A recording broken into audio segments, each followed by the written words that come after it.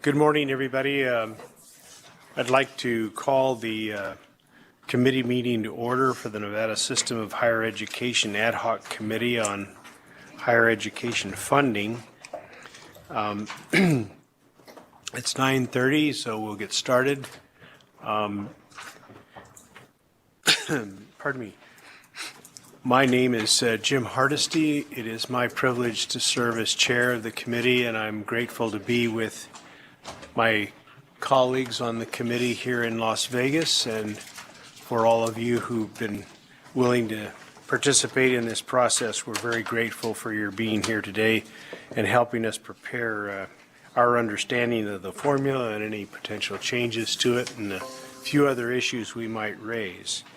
Our meeting is being video conferenced between the Legislative Building in Carson City and the Grant Sawyer Building here in Las Vegas. The meeting is also being live streamed on the Nevada Legislature's website, and that link is on the agenda. I think before we get started with the meeting, I'd like to say on the day following Super Bowl that Las Vegas is just amazing.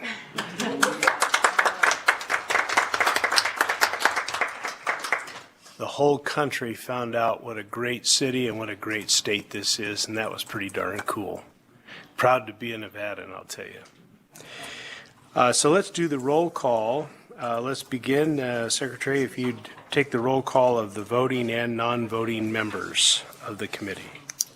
Committee voting members, Justice James Hardesty. Hardesty, yes. Sorry about that. Vice Chair Chancellor Patricia Charlton. Here. Regent Byron Brooks. Here. Senator Kerry Buck. Here. Mr. Glenn Christensen. Here. Mr. Richard Combs. Here. Regent Carol Del Carlo. Here. Senator Marilyn Dondero Loop. Here. Miss Betsy Fretwell. Here. Assemblyman Ken Gray. Here. Regent Stephanie Goodman. Here. Assemblywoman Erica Mosca. Here. Mr. Tony Sanchez.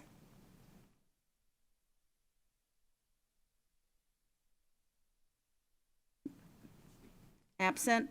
Miss Yvette Williams. Here. Committee non-voting members, Dr. Kyle Dalpy. Here. Dr. Peter Reed. Here. Miss Lindsay Sessions. Here. Miss Susanna Stangute. Here. Miss Amy Stevenson.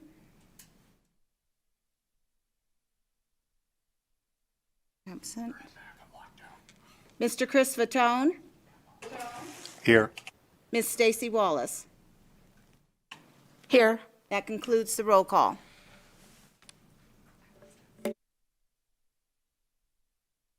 Thank you, Secretary. Let's begin with, I want to note for the record that NSHE Associate General Counsel Linda King is here. Thank you for being with us today and hopefully keeping us in order under the open meeting law and otherwise. The first agenda item is public comment. I want to note that there will be two opportunities for public comment today. This opportunity and an opportunity at the end of the meeting. No action may be taken on a matter raised under this item until the matter is included on an agenda as an item on which the action may be taken. Comments will be limited to 3 minutes per person. As noted on the agenda, public comment can be made in person at either meeting location. Additionally, those wishing to provide public comment telephonically may do so by calling 888-475-4499. At the prompt, please enter the meeting ID number, which is 874-8763-7141, and press pound. If you need those numbers repeated, please refer to the top of the first page of today's agenda. At this time, I'd like to invite those wishing to give public comment in Carson City and Las Vegas to approach the witnesses' tables. Do we have any public comment in Carson City? If we do, would you please state your name for the record and begin? Let's begin with Carson City. Good morning, Kent Irvin, ERVIN, for the Nevada Faculty Alliance, the independent statewide association of professional employees at the public colleges and universities of Nevada. We work to empower our members to be fully engaged in our mission to help students succeed. Good morning, Chair Hardesty and committee members. Thank you for your important work on this committee. Did the new funding formula for NSHE in 2014 meet its goal? I've heard colleagues from every NSHE college and university say that the formula was unfair and did harm to their institution. So why is the formula universally disliked? This chart, which those of you who have I had emails for have received, but I will provide public comment through our able secretary, shows the revenue per student by source for the 7 NSHE colleges and universities combined. So revenues vertically, and from fiscal year 2007 to fiscal year 2023 in inflation-adjusted real dollars. State funding is the blue bars, and what you see is that it has declined. It declined after the Great Recession, and then those lower funding levels were locked in with the new funding formula in 2014. Student registration and fees, which are in red, increased to partially offset those funding declines, but have remained about constant after inflation since 2013. The yellow and green bars, which may be a little harder to see here, are out-of-state tuition, non-resident tuition, and other student fees, which have actually declined over the years after inflation. So the formula did not increase support for higher education, it just sliced up the pie differently. One apparent goal of the 2014 formula was to equalize state funding among the institutions per student. It has been successful in that narrow goal, but by bringing the institutions down to a common lower funding level rather than raising up the lower funded institution.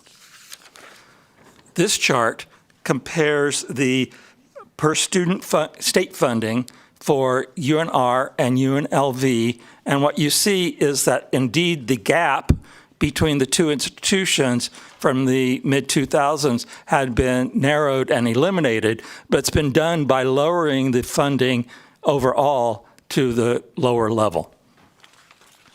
Similarly, for community colleges, the gaps that were apparent in the mid-2000s and then starting with the funding formula onset around 2014 have been narrowed, but again, by lowering the funding overall to a lower common level.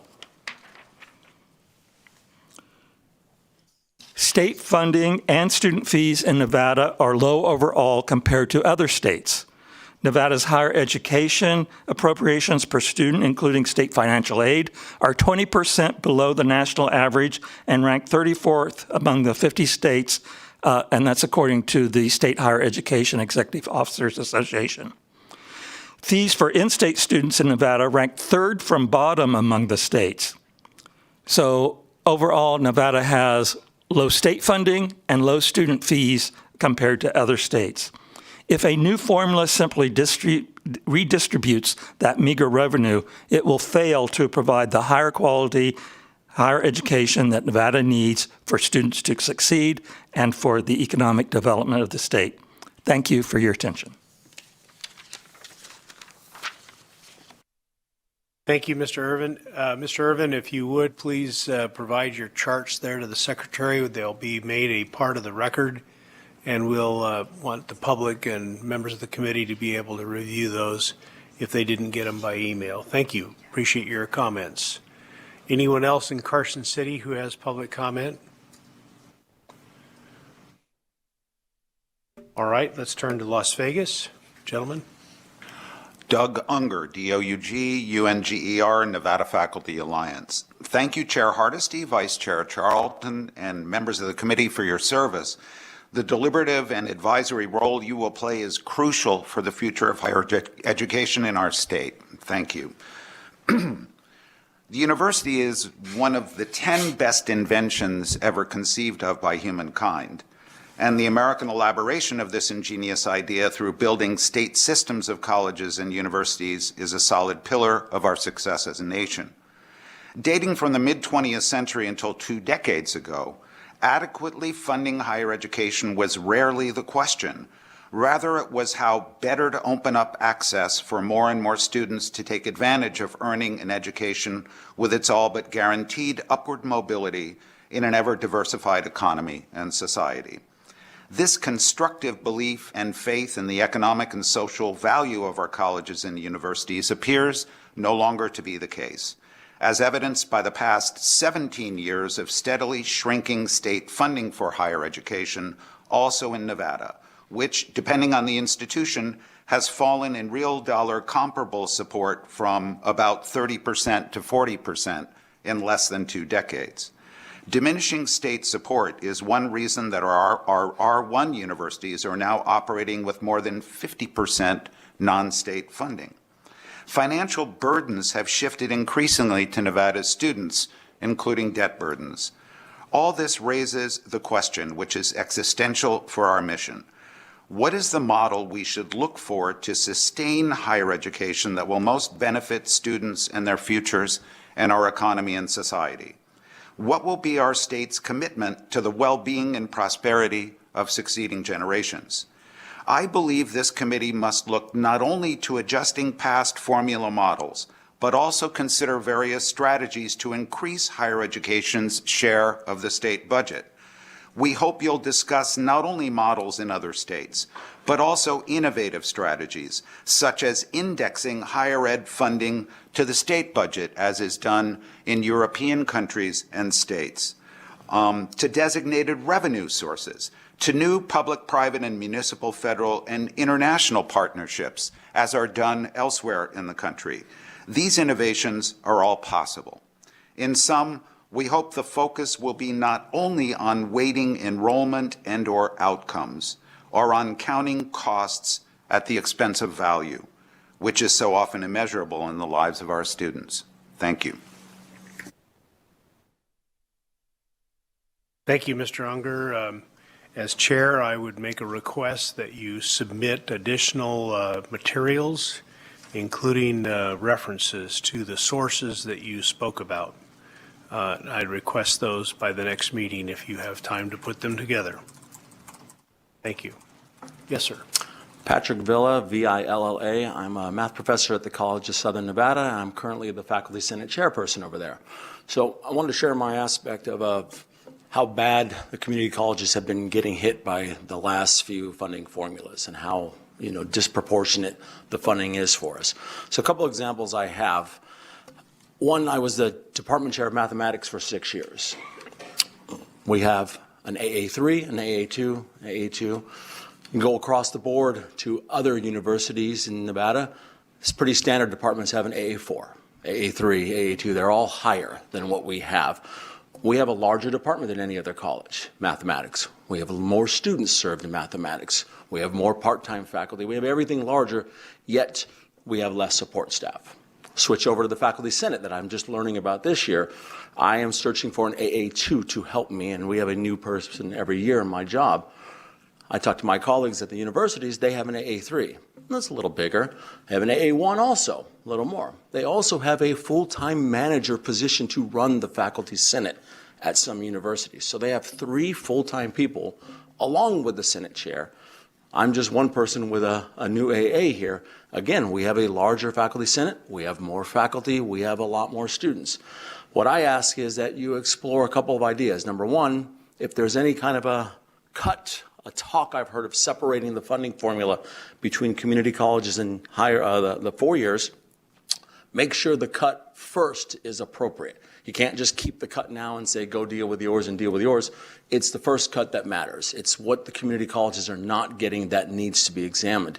And again, the examples I gave you, Go look at across the board. Look at the even stuff. Look at a department on one versus the other. We need to get the same funding, at least. We should be getting more, but I'll settle for the same. And I don't blame UNR, UNLV, Nevada State. They're doing what they need to do. They're paying their people what they deserve. They need to. It's not their fault. They're doing what they have been given in a budget. We have never had that opportunity. Their funds are in the base. They keep building up. They keep using them, and that's good. We've never had that opportunity at CSN. And that's all I ask is it's more than just, let's look at students, let's look at this count or this count. Got to look at a lot of things. And I ask you to explore every aspect that you can. Thank you so much. Thank you for your comments. Like I asked Mr. Unger, I would make a request of you to submit to the committee suggestions in areas where you feel that would be or should be considered by the committee. We don't have a lot of time for public comment. We operate under some constraints over what we can consider and entertain. But anybody who shows up here and wants to make some comments and has some ideas, get them over here. We want to see them. Thank you. Okay. Any additional public comment in Las Vegas? All right. Is there anybody on the phone line that would like to make public comment? Madam Secretary, are you able to determine that? I am not able to determine that. Broadcast? Chair, the public line is open and working, but there are no callers. Perfect. Thank you. We'll move on then to the next agenda item, which is the minutes from the November 14th meeting. I trust the committee members have had a chance to review that. Are there any edits or questions regarding the minutes? I'll entertain a motion to approve. I move to approve the minutes. Thank you, Regent. Second. All right, thank you, Regent. Any discussion? All in favor, say aye. Aye. Any opposed? They're passed. Let's move on to agenda item number 3. I would again like to welcome the members of the Ad hoc Committee on Higher Education Funding and the public to today's meeting. Before we begin, I'd like to remind everyone that today's meeting is being video conferenced between the Legislature's building in Carson and the Grant Sawyer building. These sites were selected because they were well suited to accommodate the size of the committee as well as the public and staff who may attend. While we are meeting in the Legislature's meeting rooms, this is not a legislative study. It is a Nevada System of Higher Education Funding study that was commissioned by the Chancellor. Today's agenda is pretty full. We'll begin with a presentation of the performance pool, which will build on information shared during our November meeting. I really want to express my appreciation to staff who put this program together. I think it helps better understand that portion of the funding formula, at least how it currently operates. Then we'll hear from the presidents of each institution regarding how they utilize their institutional missions to guide their budgetary decisions. Then we'll have our first presentation from HCM Strategists, the vendor that we selected to provide information to the committee on the best practices in higher education funding and what we should consider when developing recommendations for higher education funding in our state. Our last presentation of the day will be an overview of the NSHE self-supporting accounts, also an agenda item in the Chancellor's charge to the committee, including the practices and protocols for those specific accounts. We'll take a brief 45-minute break for lunch following agenda item number 6. I'll give you a heads up if you haven't filled out your order for lunch. I want to thank Mr. Christensen, who has volunteered to pay for the committee's lunch today. Very kind of him to do so. As we had said before, the committee has money but cannot be used for this purpose, and the Chancellor has no money. She keeps telling me that all the time. So as a result, we're relying on ourselves to seek lunch. And in Carson City, regrettably, we don't have any way to connect you to some lunch, but if you can order out when we take a break to do that, Jimmy John's or one of those places, hopefully you'll be able to get some meals in there. But I'm sure this meeting's going to go well past noon, probably up until 3 or 4 o'clock this afternoon. It's going to be a busy and long day, so for that reason, it's important we stay focused and cognizant of the time. I do think I want to express my thanks and appreciation to each of the presidents of the institutions for being here today. You are very busy. We know that. The committee is very appreciative of the time you and your staff take to make these presentations today. That's the good news. The bad news is you're going to get questions from me and the committee members about a host of issues, and I've got some follow-up homework having reviewed your slides, for which I'll be asking you to supplement several things that you provided in your slides and you make in presentations today in the March meeting of this committee. We want to get this right. We want your input. So I'll be making some specific requests of you at the end of all of the presentations. Okay. Chancellor, anything you'd like to add? Yes, thank you so much. For the record, Patty Charlton, Chancellor, Nevada System of Higher Education. And I also want to just welcome everyone and take the opportunity to thank you for attending the second meeting of the Higher Education Funding Committee. Today, as the chair noted, we will continue our discussion of the NSHE performance pool, and we'll begin to review the matter on self-supporting accounts. As he also noted, this is a wonderful opportunity for all of the committee members and the public to hear from our presidents on how they utilize their respective missions and how that guides their allocation of resources. And then also they have the opportunity to say how the funding formula gives some constraints and opportunities for improvement. These are very, very important presentations, and as the information we receive allows us to formulate recommendations as we move our system forward. As we continue our work, I want to remind the committee of its charge, and particularly as it relates to the funding formula. I'm also looking forward to the presentation from our consultant, HCM strategists, as they provide an overview of outcomes based on funding formulas across the nation. From that, we will see how Nevada fares relative to other states, and it is through that work that we will complete one significant portion of the charge, evaluating the models for higher education funding that are used in other states to support institutions similar to NSHE institutions and comparing those models to the current funding model within Nevada. Many of you have also seen the report that was recently released by the State Higher Education Executive Officers Association, we call them SHEO, indicating that Nevada ranked second nationwide in state higher education funding boosts. Specifically, the report ranked Nevada second nationally among states that increased higher education funding from 2023 to 2024. I am grateful to our governors, both past and present, and the legislature for their ongoing support of higher education in Nevada, not only in the funding formula, but also in their generosity in supporting our professional schools and our non-formula accounts. This is an important point to recognize as our discussions are intended to focus on how state funding is to be allocated fairly and equitably across our teaching institutions. I also recognize that we are supporters, and as supporters of and representatives of higher education, will continue to advocate for additional state support for higher education across the board, understanding that it is equally important to ensure that state funds garnered are fairly and equitably allocated to our teaching institutions.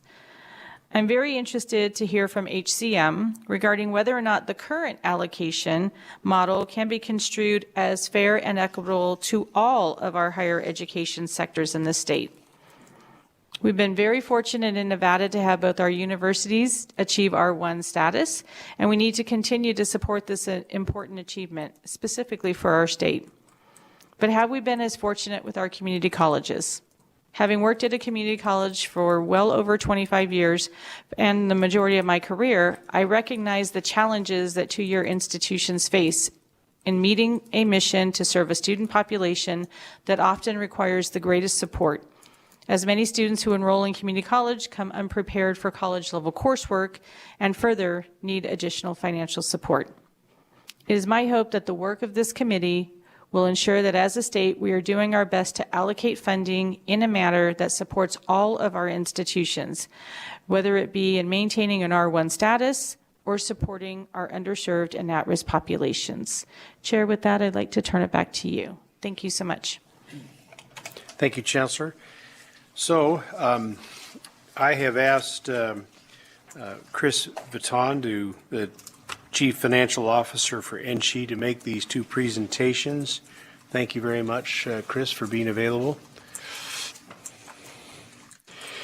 Now, committee members, I don't know about you, but in the last meeting, my introduction to the funding formula and the performance pool, some of the acronyms that are used and the like, is foreign language. And so I wanted to put on the agenda kind of an expanded and repeat presentation. So this might be a little bit repetitive, but I found it very helpful in preparing for this meeting, and I hope you'll find it to be a refresher of what our legislature deals with, and most importantly, what our Nevada system deals with. So, Chris, go ahead, fire away. Good morning, Chair, members of the committee. Chris Vitton, Chief Financial Officer for the system.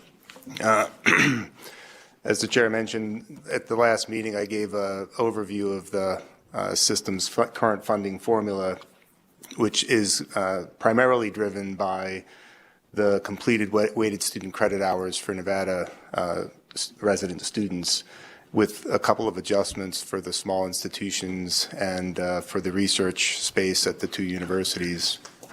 And then that formula is distributed based on the weighted student credit hours. And then once that formula, the allocations are determined, 20% of that allocated appropriation is set aside in the performance pool. And as you'll recall from the last presentation, there was a lot of interest in the performance pool component of the formula. And so with this presentation, we'll take a much deeper look at both the history of establishing the performance pool, the decision points the committee that recommended the approach in the performance pool took, and a short summary of the outcomes from the performance pool by the institution since the formula was implemented. So we'll start with information that the committee had when they were assessing the performance pool approach in 2012, looking with the help from the consultant that was engaged in that approach at the activities that other states were taking across the country in performance trends. So states like Nevada were looking to emphasize the state's goals for the higher education programs in their performance measurements. And so performance measurements were focused on the goals of the state, which generally focused on outputs, progression, and ties into economic development. At the time of the study, I know there was interest in there's concern about 20% of institutions' base budgets being set aside for performance. The information available to the committee at the time actually indicated that states varied from 5 to 100% in their approach to tying performance to funding.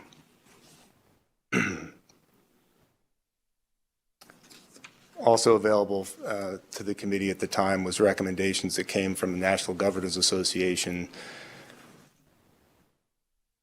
which suggested that states go beyond just collecting information, but also to tie that performance to funding. Also focusing on low-income and minority students as part of a regular process, and that the funding should be based on progress and completions rather than simply enrollment. So you'll recognize some of those topics and how they tied into the final recommendations from the committee on not only the formula but the performance pool portion of it. So following the committee's work, the committee made some recommendations on the performance pool design, including funding it from the general fund appropriation, allowing for an implementation phase-in over a 4-year period, and settling on the target of 20%, but ramping that up, starting with 5% in the first year and increasing it by 5% until it reached the 20%. Then the committee essentially delegated to the Board of Regents a recommendation to form a working group and consider the details of implementing the performance pool, so that the implementation would be connected to processes and supportable in terms of operation, the operations of the pool. So the board established in 2012 a performance pool task force that was well represented with members from the regents, the president's, chancellor's office, private industry, governor's office, and legislators. These meetings were held in the fall of 2012 following, and they also, similar to this committee, followed open meeting law. The board's performance pool task force considered several decisions. Each of these decisions represented pain points in determining the technical mechanics of the performance pool. And as I'll cover each one of these in a little more detail in the coming slides. But important to note, going through these decision points, that the decisions themselves tended to be weighed heavily based on the decision to carve out the performance pool from the institution's general appropriation. So you'll see as we get through the discussion points that each decision point had alternatives that would be, more challenging for base funding versus if the funds were actually incremental funds or incentive funds that would be in addition to their base funding.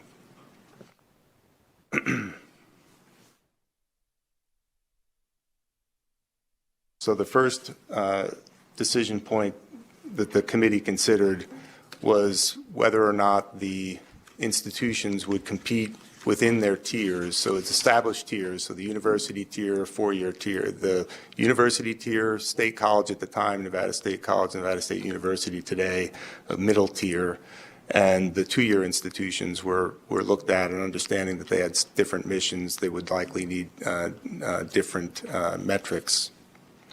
And the decision for the committee was whether or not those tiers should compete for performance funds within the tier or not. And the decision the committee made, again, because this was base funding, was to have the institutions compete just against themselves. So measuring performance, earning their performance without regard for whether how they performed comparatively between institutions. So just having to outperform their own prior performance.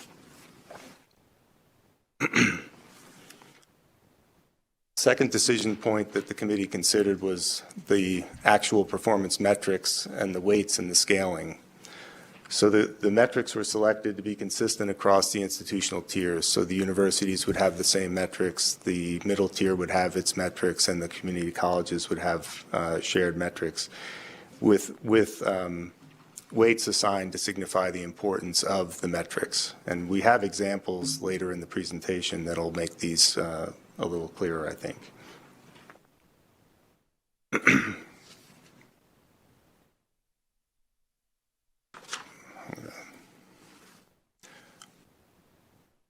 With the performance metrics established, the decision that the committee had to consider was whether or not the metrics performance targets should be based on benchmarks or simply the institutional's prior performance. So with benchmarks meaning, should the institutions aim for national average benchmarks or exceeding, should the targets be set based on a external benchmark, or simply evaluating based on the institution's prior performance. Again, here, given the importance of 20% of the institution's base funding, the consideration to tie the performance to benchmarks would have been much more difficult to compare to their own performance. So with that decision having been made, the committee recommended tying performance simply to the institution's prior performance.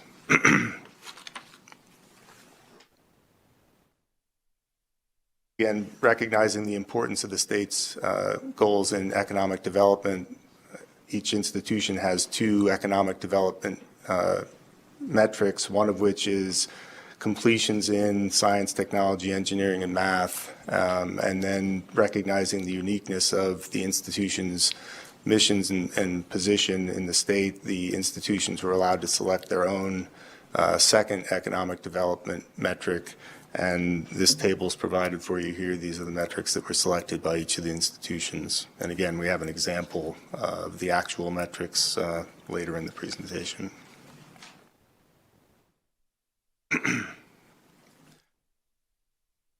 The next decision point the committee deliberated was how to actually apply the points that would be generated through the achievement of the metrics. And the terms that we're using here are whether the performance would be gauged by aggregate points or growth points. And just to explain that, aggregate points, when the completions are run through the weights, that would establish a point target. The question was whether or not the performance target would be that calculated total points and its increment over the prior year, or whether the performance would be earned simply on the growth from year to year. So for example, if the institution's point target was 2,250 in 1 year, then with their expected performance in the next year to be increased to 2,500, the question was whether the performance distribution would be measured against the 2,500 performance or just the growth between the 2,250 and 2,500. And again, so the concern of the committee being with 20% of the base funding tied to performance, that would equate to, if they used the growth points alternative, that would equate to 100% of that performance being tied to performance versus achieving the goals on some as a percentage of the total target. And again, I think it helps with the example that we'll see later in the presentation.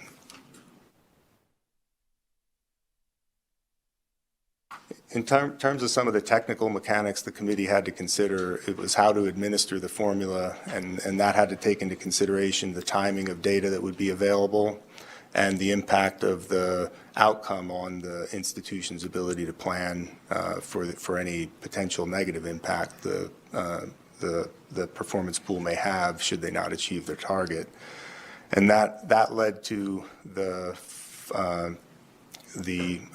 timing that the formula uses, which is performance years are essentially 2 years behind the funding year. So as you see in the table, the performance year that we just ended, academic year 22-23, is used for the performance funding that's earned in fiscal year 25, and that allows for the time for the academic year to be completed, the weights to be calculated, the performance to be measured in the fall of 23 in planning for the next fiscal year.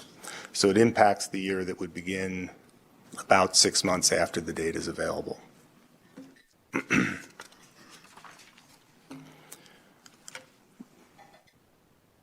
The committee had to consider what performance targets to actually implement, and so that discussion entailed whether or not institutions would have different performance target rates or common rates.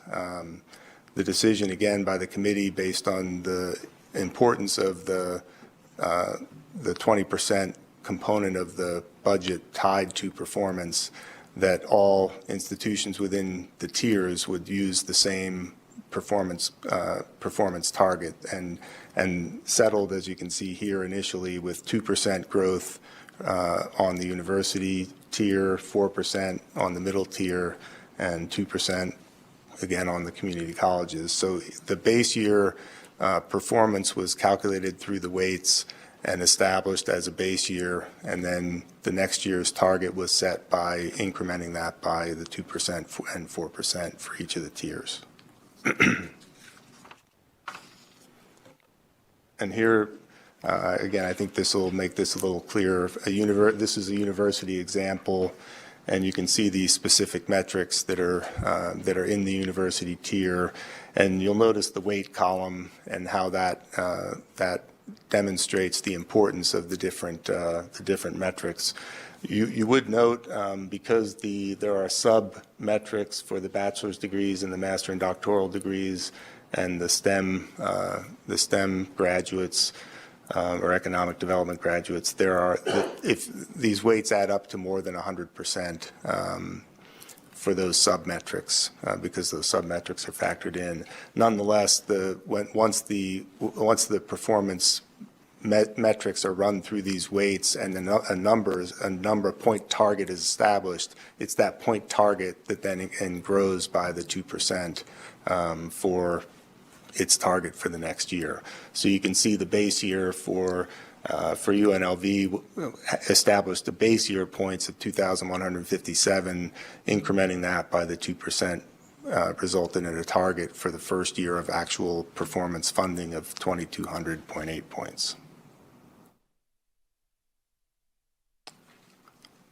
And for comparison, this is the middle tier metrics and weight and scaling. And again, same approach with you can see the significant emphasis on completion of bachelor's degrees in this case, and then second highest on the economic development and efficiency components. And the last example of a community college tier, this is Western Nevada's base year.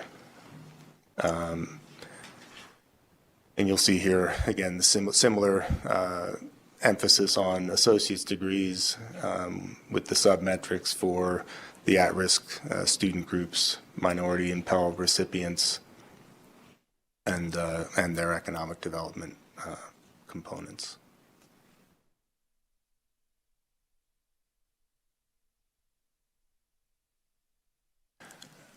At our last meeting, in the summary of the funding formula, there was a lot of discussion when we got to the performance pool about the carry forward component. And so I wanted to provide a little example here of how that actually works. So again, if you'll recall, there's a 2-year gap between the academic year that the performance is measured by and the funding year. So in our current cycle, fiscal year 23, the academic year, fall 22, spring 23, was the most recently completed year, and points were calculated based on the outcomes for each of the campuses on academic year 23. That funding for an institution that did not hit the target of 100%, they would lose proportionally the amount by which they were under 100% on their performance pool carve-out. That funding is available in fiscal year 25, so not the year we're currently in, which is fiscal year 24, I'm sorry, but the year that it'll begin July 1st. And what the earn back component allows is for that campus to overperform in the current academic year, so the year that will end June 30th, 2024, coinciding with the start of the next year, July 1, 2024 for fiscal year 25. If the institution is able to overperform against its 24 target, then that institution would be able to earn back the funds in 25 that it would otherwise have lost based on the 23 performance. So 23's performance is short, 24 they overperform, and they earn that money back in 25, which was the same year that 23's performance would have funded. And again, in this example, this institution was 50 points short from their 23 target. That means in 24, if they outperform by 50 points, they'll earn that funding back, and then they would not lose any performance funding in total for fiscal year 25. Should they not hit 50, but maybe hit 25, they would earn back 25, half of what was otherwise not available. So it's proportional again.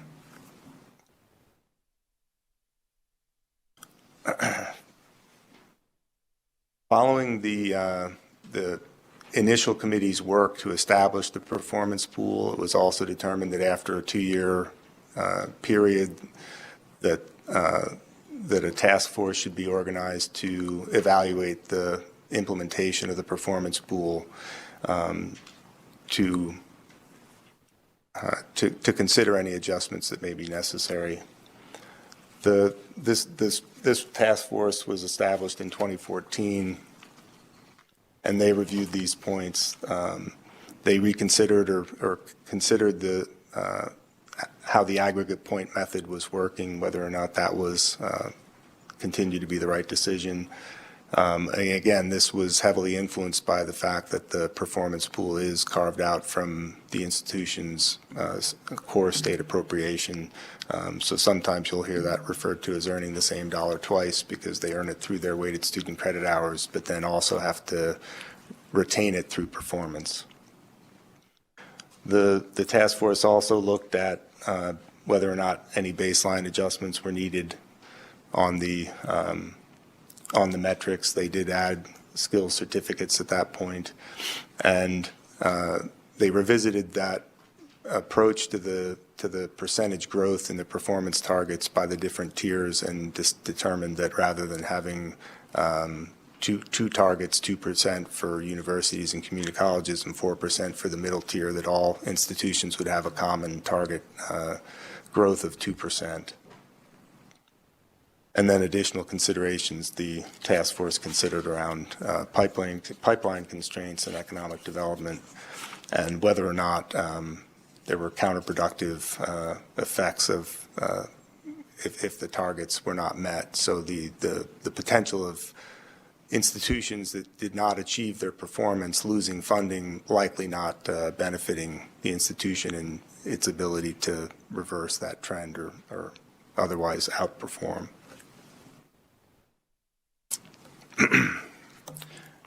And again, I think this slide was in our last presentation, but this slide is the actual performance results for each of the years since the formula was implemented. And as we talked about at the last meeting, there's only been 3 instances when campuses did not achieve their performance target. And again, that's prior to fiscal year 23. We do have a current scenario with College of Southern Nevada where for fiscal year 23 they did come up short on the performance pool. So they're in that scenario where they'll have to outperform in fiscal 24 in order to earn back the amount by which they're short in 23. In the 3 prior cases at the start of the formula period, all three instances, those campuses were able to outperform in the subsequent year. And so through fiscal year 24 that we're in currently, no campuses have actually lost any funding through the performance pool.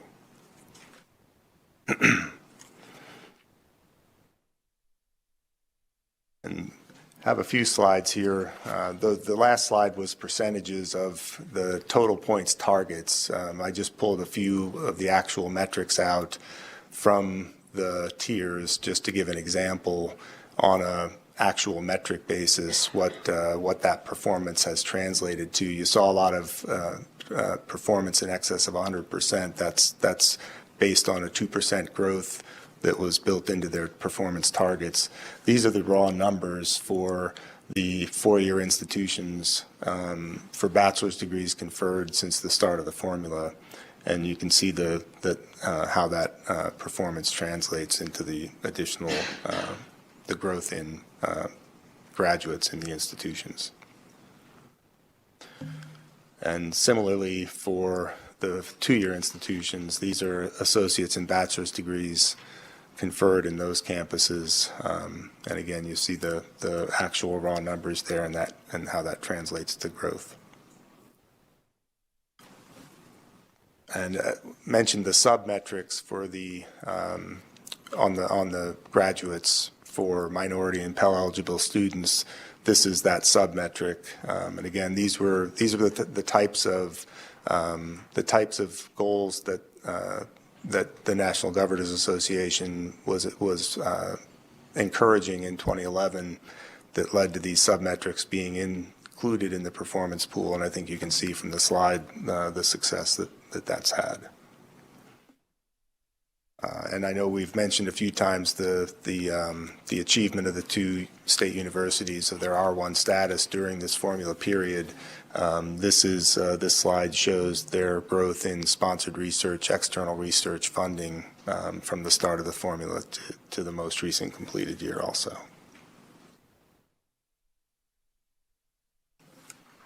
So a short summary of the results of the performance pool, the understanding the concern with such a significant portion of the campus's funding being tied to performance, wanted to give this little summary that the performance metrics as adopted do signal the importance of the state's objectives for higher education, focused clearly on graduation and completion, research, efficiency, and economic development, and you can see that through the weights of the metrics in the pool.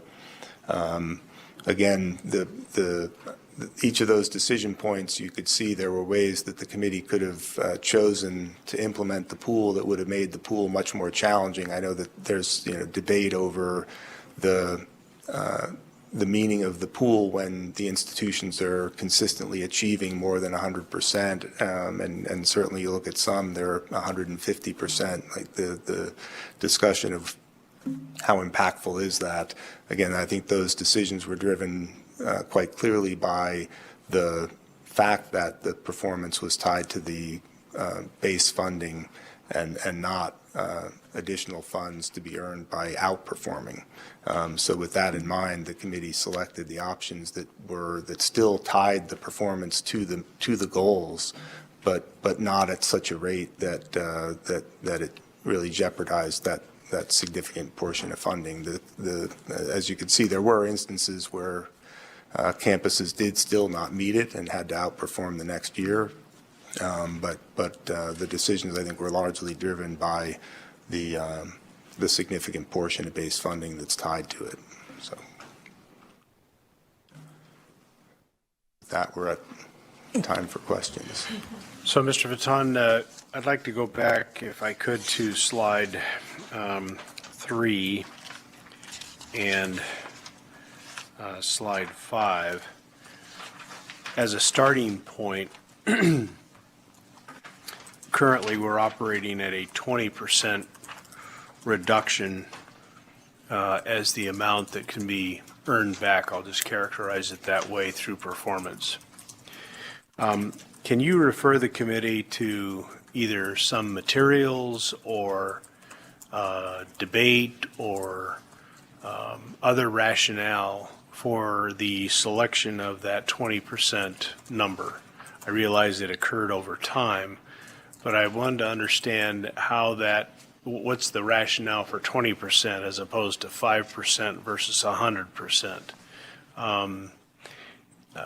And because part of the debate I think the committee should have is, should we have such a system? Should we have such a percentage? And if so, what's the rationale for changing it if it's changed? There's lots of questions in my mind that flow from this presentation and that percentage.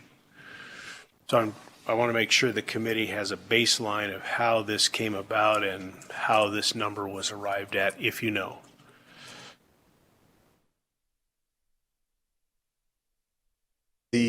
I don't know that I can provide much information about the level of debate or the alternatives considered or rationale for landing on 20% versus another amount.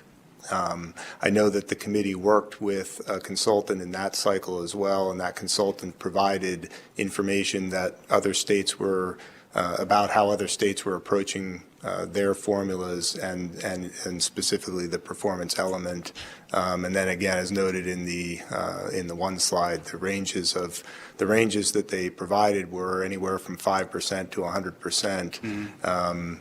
And I don't know if 20% was considered a best practice. It needed to be significant enough to demonstrate the importance. I know that there was concern if it was too low of a percentage that it would be would not be seen as it would not cause the level of interest and effort to ensure performance. I think, again, that's where the decision points on the implementation of the performance pool to make it achievable, but yet tied to performance came into play, so that the pool was significant enough to ensure an understanding of the state's goals for higher education, but with an approach that allowed for it to be achievable. So you would agree with me that this is something we should be asking our current consultant, HCM, where this comes from, or whether it's something that's utilized in other institutions, and what's the rationale for selecting numbers in this for this purpose? I certainly expect that they will provide information that would let us know how our approach to performance funding measures up compared to other practices in place. Okay. And then when we talk about the application of this, I want to go to the slide that showed, I think it's 21, that indicates that CSN, for example, and there's other examples, I don't mean to pick on them, but in 2023 for 2025, they're short of their performance percentage, so a part of their money would be held back until they earn it back in the subsequent year. Is that right? Because of the timing, it may not be held back. So the funding that is at risk for CSN is in the neighborhood of $200,000 for its fiscal year 25 appropriation. So that fiscal year will start July 1st of 24. And in the fall of 24, we will be able to calculate their FY24 performance to determine whether or not they achieved sufficient points in 24 to earn that reduction back. So before fiscal year 25 is complete, they'll know if they have that funding or not. But they're informed today that funding's at risk, so they're able to plan for 25. But they'll actually know in the fall of 24 whether or not they will have earned those funds back. What would be the kinds of things that they would have to do to take that money out of risk and not lose it in 25? What are the things they have to demonstrate? Because where I'm going with this is any institution under this formula could fall into this situation. And so how does a university or a college maintain that funding and not lose it under this formula when they're operating under existing dollars? So I brought up the slide showing the two-year institution metrics example. And what I would say is all of the campuses are working on these metrics as part of their normal operation. It's not that they wait for the results to determine whether or not they need to add effort, but certainly knowing that they need to achieve additional performance in excess of the next year's target, the approach would be to look at these metrics and determine where might they have the opportunity to shore up or ensure that additional completions are able to be earned in that time frame. So the weights. Because the activity runs through the weights, it would be of interest to look at the opportunity to where students are on their path to graduation, and trying to prevent stop-outs and encourage retention where there might be risk, because completions will give them the highest percentage growth in their performance points. So a institution who has a certain amount of money appropriated to it has these performance metrics. They fall short. They still have the same amount of money, but now they have to meet the original metrics and make up for it in order to preserve them losing the money in the subsequent year. That's how this works? Yes. Huh. Okay. My comments are not a criticism of you, Mr. Vuitton, or the formula, just trying to understand how this works. Seems like it'd be a little hard for an institution to be able to do that. I know that fortunately the institutions, it looks like from the spreadsheet, have not had that happen very often, but CSN is facing it in 25, so. Yeah, and I'm sorry. Yes. Chair, for the record, Patty Charlton, Chancellor of the Nevada System of Higher Education. We have had ongoing conversations with the College of Southern Nevada, but I will tell you specifically for some of our community colleges that have struggled with because of just COVID and the decline in enrollment, because there is a growth factor each year, that is a concern, I think, for all of the community colleges in particular, because it is that growth factor that goes in.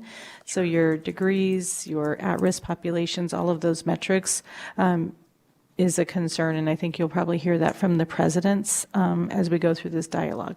Thanks. Because it seems like those underlying problems would have to be built into any formula, and I'm not sure that they're there currently. Would you agree with that, Chancellor?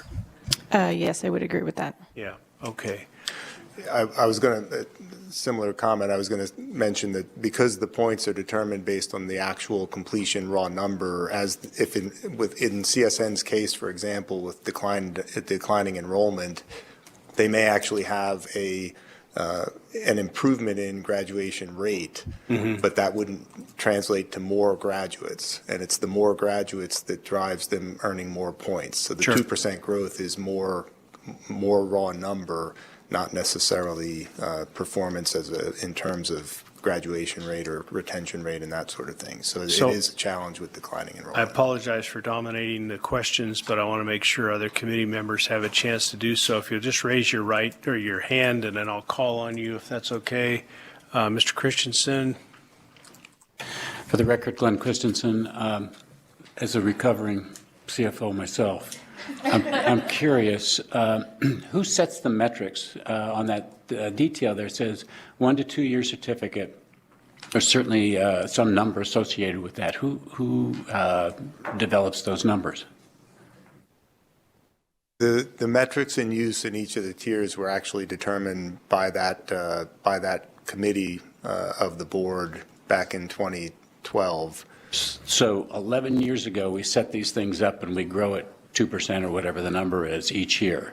It was revisited in 2014, but with minor adjustments. A long time ago. Yeah. Okay. So part of the reason that you look at funding formulas is results.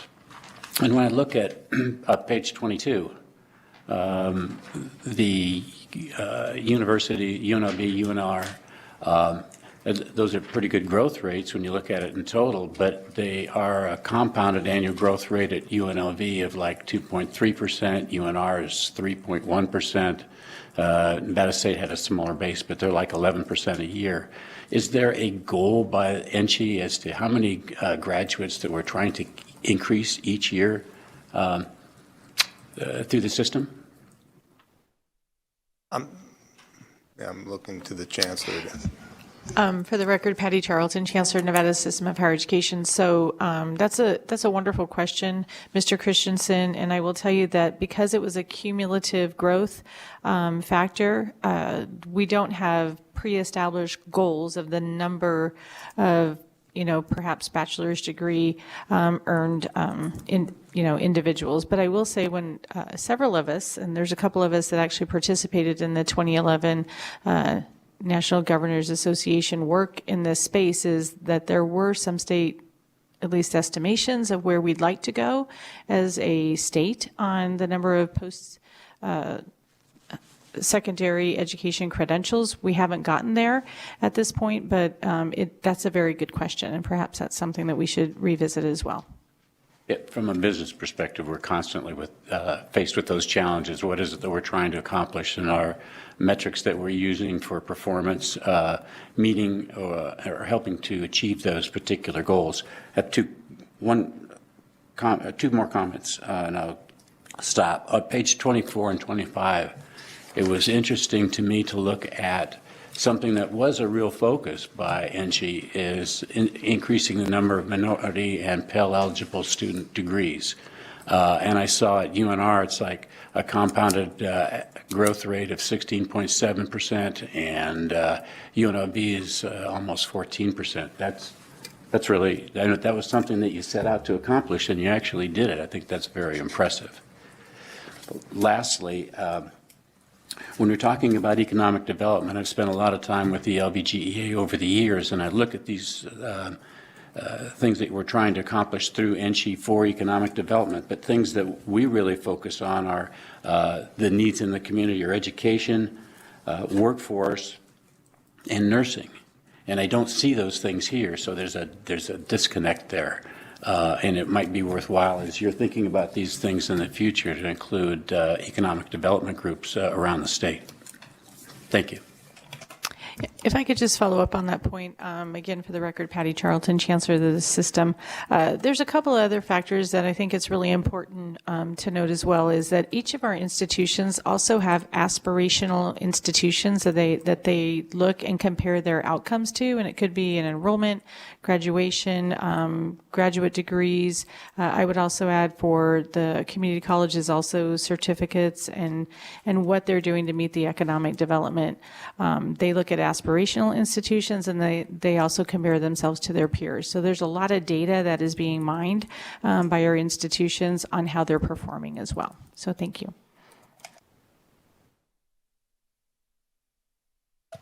Thank you, Chair, and thank you for having this conversation today. I think it's been really helpful, and knowing that we're all here for students, it makes sense the intent of why this was done to ensure that our students are graduating.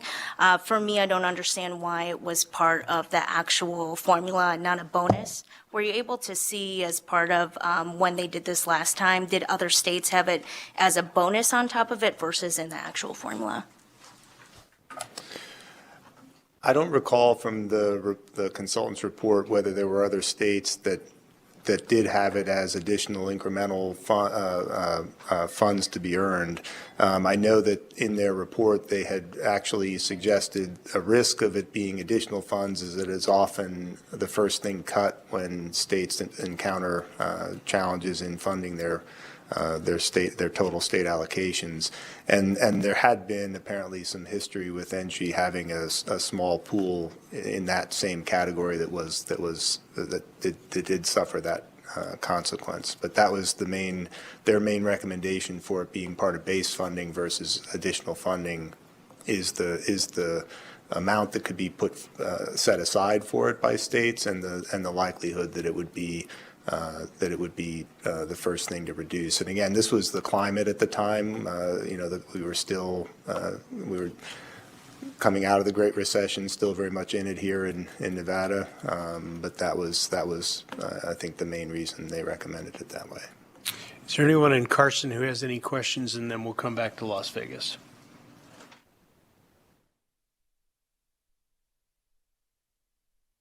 Carson City, can you see or hear us, or are you still on board? Mr. Chair, Assemblyman Gray here. Yes, sir. Yeah, I've got a couple questions pertaining to slide 19. Just wondering, using the example there, they're given 1 year to score over that 50 points to make up for the deficit the prior year.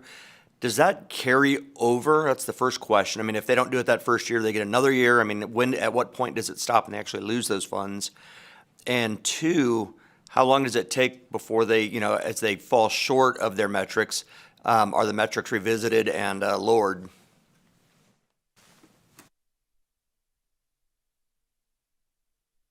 So there's only the 1-year opportunity to overperform and retain the funds. After that, if the institution were not to overperform and earn it, the funds actually then are to be allocated to financial aid by the system. So the system as a whole would retain the funds. The campus would not have them in their operating budget. They would be set aside for financial aid awards. And I'm sorry, the second part of your question? He's just asking if you lose the funds, are they lost forever? And Okay. Yeah. So I think I answered. I think that was the question, Assemblyman, is that right? The second part of the question the was, metric- I'm sorry, Chair. I'm sorry. The second part of the question was if they continually fall short of their metrics, at what point are those metrics revisited to maybe lower them or figure out if there's a more of a systemic problem going on that needs to be addressed? That great question. I don't know if the answer to that is it hasn't happened, and because of that, there hasn't been a revisiting of the metrics. I'm not sure. I don't recall there being guidance in the structure of the pool today that would bring that up. If, for example, if CSN does not in 24.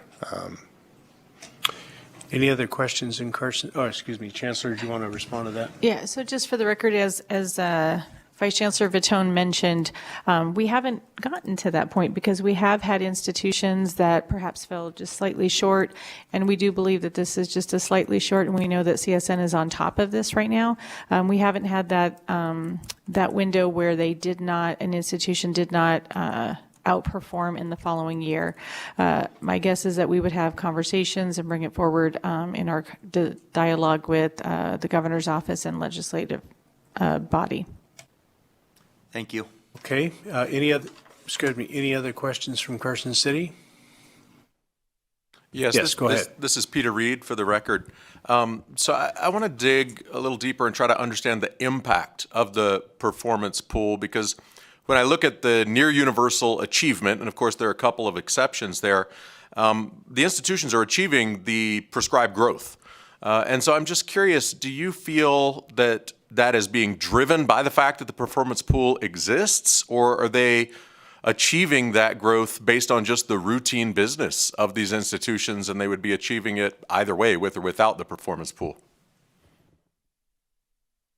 I realize I'm asking you to speculate. That's a tough question, but it's like, if we didn't have this, would we be seeing this same growth? That's my question. So for the record, thank you for the question. This is Patty Charlton, Chancellor of the Nevada System of Higher Education. So Dr. Reed, I think that's a good question, but I think that all of our institutions are very laser focused on performance. And so do I think it's because of the performance pool and the need to earn that back? I would say they're focused on student success. They are focused on what is best for their students, for their population. Those metrics were very purposeful, and that was put together, as Mr. Vitone mentioned, with public industry, with external folks, with our regents, as well as with the institutions, as well as the governor's office at the time and the legislature. So I would say that we're very focused on ensuring that we're raising everyone in our state, and that our institutions are very, very focused on ensuring that students are meeting their needs, and that we're also ensuring that our access and our performance is consistent with our priorities. Is there work to do? Yes, there's work to do, and they continue to focus on that. And I would say that it's not just because of the performance funding pool, but it's because of the priorities that they have within their institutions as well. Any other questions in Carson City?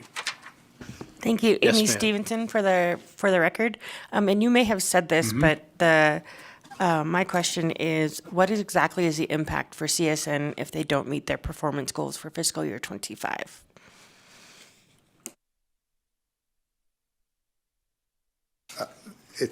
I don't have the exact figure, but it's in the neighborhood of $200,000 of their FY25 appropriation.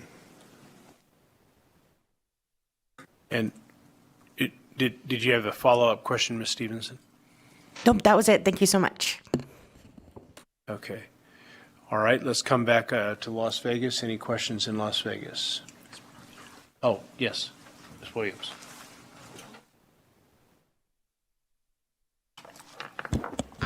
Thank you, Chairman. Yvette Williams for the record. I have two questions. One is as it relates to growth, equity, and transparency. When we're looking at these numbers on slide 24, for minority and Pell eligible student degrees confirmed, is there a metrics in place by student population or student groups? And if so, are you able to share that information with the committee? I'm looking from a perspective of which students are we serving, or are we serving all students, or are some student groups being left out? When we look at minority and Pell students, there's a difference there. So what percentage is our minority students represented in this number, as well as our Pell students? And so is that something that you do currently? I know with Nevada Department of Ed, I served on the work group for our star rating for high school, and we did that. We separated it, and it has to be reported to make sure that all students are learning at our institutions. Is that something that you're doing? For the record, Chancellor Patty Charlton. So, Ms. Williams, that's a wonderful question. And so each institution differs on their student population and demographic. And I think as you have an opportunity to engage with the presidents today, you'll get a little bit more information about that. When we look at measuring the numbers of the points with the performance pool, they're going to be looking at obviously our Pell eligible and then also our minority populations. And so again, it's going to differ by percentage by each institution. So we'll have an opportunity to hear from the presidents for further information. Madam Co-Chair, but my concern is by specific groups. So for example, are our Native American students, are our African American students, are they being served? Are they represented, and to what degree are they represented? And it goes to my next question. So if you don't mind, let me just ask that, and partly a statement as well, because I'm so much involved with our school system, I have concerns about the ecosystem of that and how it doesn't align and support like I feel it could. You have goals in college, and we have goals in high school, or graduating with a high school degree. How can we better support? And so my question, I guess, is, and I don't know that you can really answer this, I just know that growth is driven by high school graduates. And if those students aren't prepared, then it's going to impact your growth, which is going to impact your funding. So how do we address that? Something for the great minds to think about. Or are we already doing some things in that respect? And I'm going to use STEM and allied health as an example of that. Certainly. So just for clarity, again, for the record, Patty Charlton, Chancellor. First, on your first point, so looking at whether or not institutions can disaggregate that data, I believe that yes, that they can. And so these metrics that you see is a combination and a culmination of lots of different factors that come in, including Pell, including the different minority populations. as NSHE, we are a minority serving majority. And so we have a large representation, particularly here in Southern Nevada. And so I think that that's something that you're going to hear a little bit more from each of our institutions about, and we can certainly get more data, as you know. We work very closely with all of the school districts also throughout the state. That is our pipeline, and we want to ensure that those students are as ready as they possibly can be while they transition into higher education, and then also how we matriculate them in and ensure that they are successful. That's a priority for everyone, and I think you'll hear about that from our presidents as well. Thank you. Okay, if there are no other, yes, sir. Mr. Brooks. Thank you, Chair. For the record, Byron Brooks. There were a couple of comments that I wanted to offer and ask a few questions. In terms of comments, there was a question posed by Mr. Christensen about some of the goals that were being set by institutions and what did that look like. And what I wanted to offer was that the board does take a look at the impact of student success in relation to award rates. And the board has provided that information through various metrics reports throughout the year. And in those reports, there is some forecasting that's done in terms of enrollment and expectation of award. And then the other offerings that Mr. Christensen made was, this really has been a long time since the funding formula has been looked at. And I think it's really important to note that perhaps it's been since 2013 that we've been able to take a look at this to move things forward.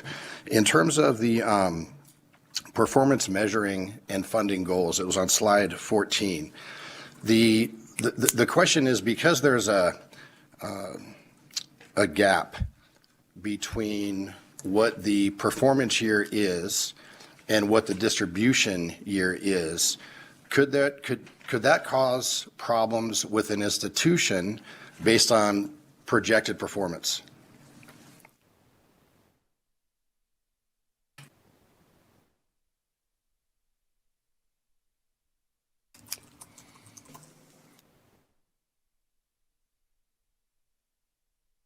Regent Brooks, I'm sorry, I'm trying to think through how the timing could, I think the timing allows the institution the ability to be aware of the funding that is at risk as a result of their performance, and some ability then to influence or to focus on metrics in the year that they're actually in when they receive that result, in order to potentially earn those funds back. I suppose to the extent that, accelerating any performance in order to earn the funds back then puts them a little bit further behind in the next cycle. But getting to the point of the overall goal is continued growth and continued improvement. So looking at graduation rates, retention rates, which all the campuses are focused on, would necessarily be having that same result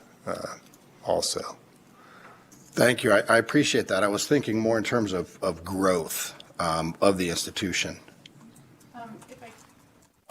If I could, for the record, Chancellor Patty Charlton. So, Regent Brooks, that's a great question. And so one of the reasons for a little bit of the lag from the completion of a fiscal year to the actual impact 1 year out is also because of the amounts of data and the reporting mechanisms that we have with getting all of this very student level data.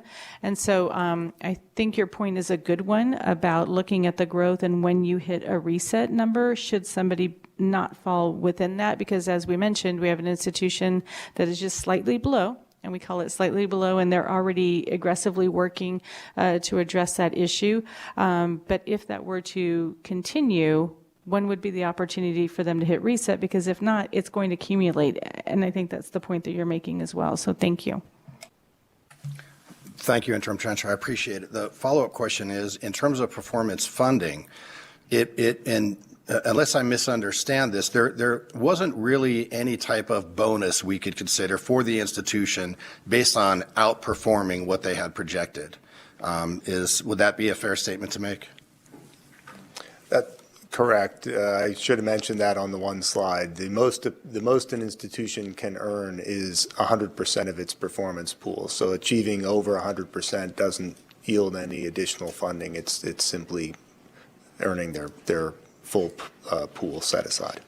Thank you. I appreciate your time in the presentation. Thank you very much. Thank you, Chair. So I'd like to piggyback on what Mr. Brooks said and wrap up this segment with this observation. In our materials, we received this narrative of the NSHE performance pool. And there's a couple of important statements in it that I think this committee needs to address.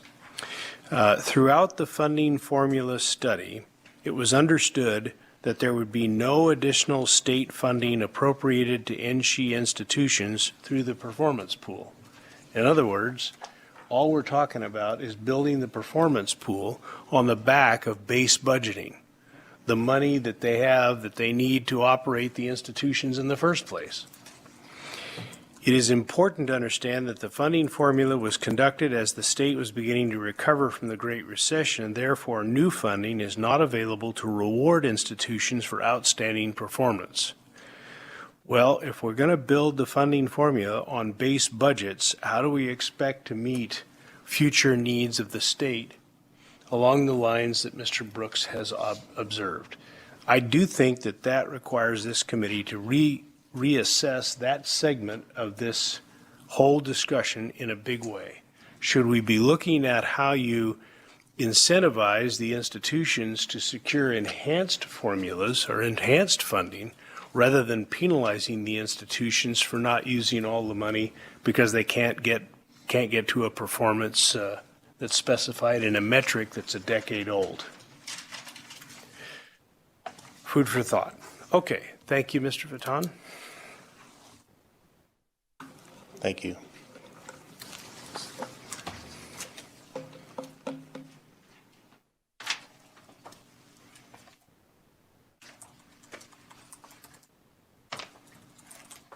That cover it? Okay, thank you. Let's go on to agenda item number 5. As you know, we've been talking about all of our institutions with the exception of DRI. I thought it was important for the committee to be made aware that there is a significant difference in approach to funding DRI than there is to the other institutions. So this is for educational purposes. The funding formula is not directly affecting DRI. Our next agenda item then is a presentation on DRI's funding methodology. DRI was previously funded through a separate funding formula, and the review of that funding mechanism is not part of our charge. However, I thought it was important for us as the ad hoc committee to be familiar with the formula used by DRI and perhaps how that formula compared to the funding formula used for the NSHE teaching institutions. President Chara, welcome, and thank you for providing us the opportunity to see this portion of DRI's funding. Thank you, Chair. Kumud Acharya, President of DRI. For the record, thank you for this opportunity to discuss DRI funding model. For more than 60 years, our scientists and students who work with them have been working to address pressing global environmental challenges, and we're very proud of that. So how do we differ from other institutions? I wanted to start out by saying, there are a couple of main distinctions between DRI and other 7 NC institutions. DRI obviously is a non-degree granting institution. We do not grant degrees. Unlike other institutions, our faculty are not funded by the state. They are self-funded. It's a very important distinction as well. They fund themselves from the grants and contracts that they bring to the state and to NC. We do get support from the state for our administrative salaries and O&M. With that background, obviously, we have 2 main campuses, one in Las Vegas and Reno. Reno is where we started. We have 2/3 of our folks in Reno and 1/3 in Las Vegas. We've been around for close to 65 years now. We have more than 600 scientists, engineers, student staff, and it's growing. And last 4 years, we've grown from nearly 400 to 600 plus. We have 140, roughly, about PhDs, and they are working on more than 40 different disciplines. And then last year, we brought $47 million in grants and contracts. This is not counting the state support that we get.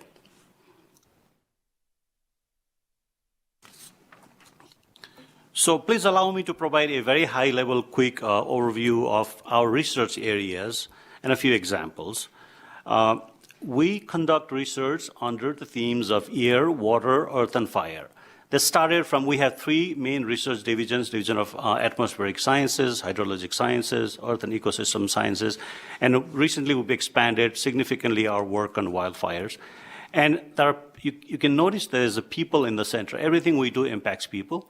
And also, DRI, we take our science and we translate that and develop educational materials that we send to our K-12 science teachers, and they use that to teach science. And so that's how we think that we're contributing back to our education workforce at a K-12 level.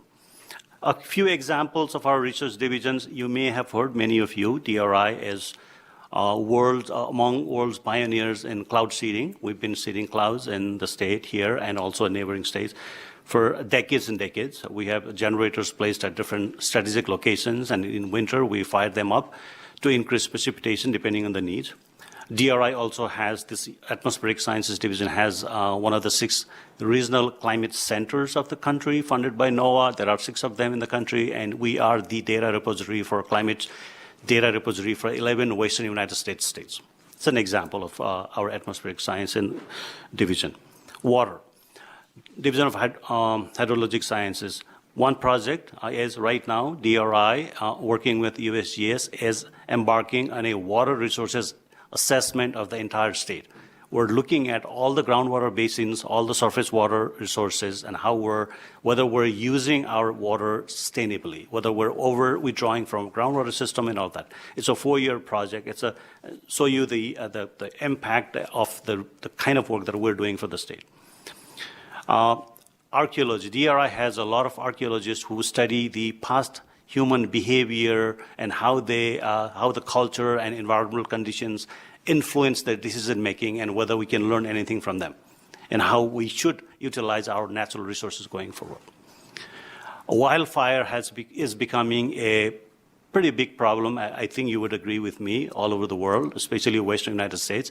And DRI has significant program on wildfire where we're looking at the impact of smoke on population health, looking at whether we can develop fire forecast models that predicts once the fire starts where the fire is going to go, all kinds of things. So just wanted to give you a very quick overview of the type of work we're doing and how that impacts the people here. Our scientists work in all 7 continents in the world, but the impact of their work obviously is felt here in Nevada.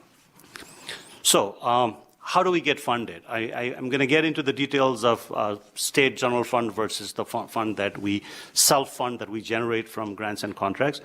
It's a crowded slide, but the message here is that in FY23, nearly 75% of our funding, external grants and contract funding, came from federal government.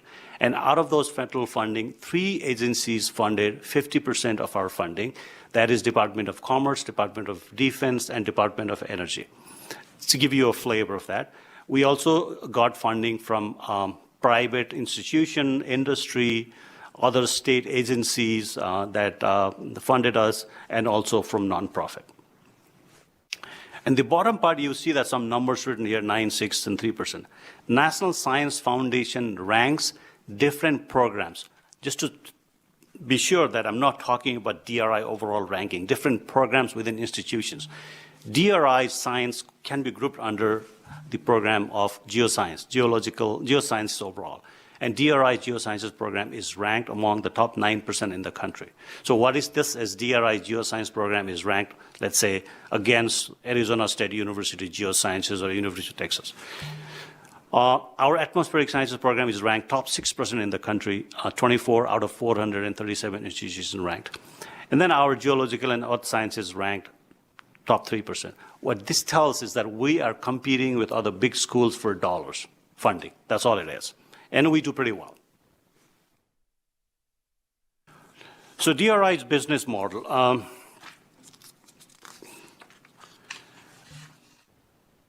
Self-funding, right? So research grant. So if a faculty brings in $1 million for a particular research, how is that money distributed?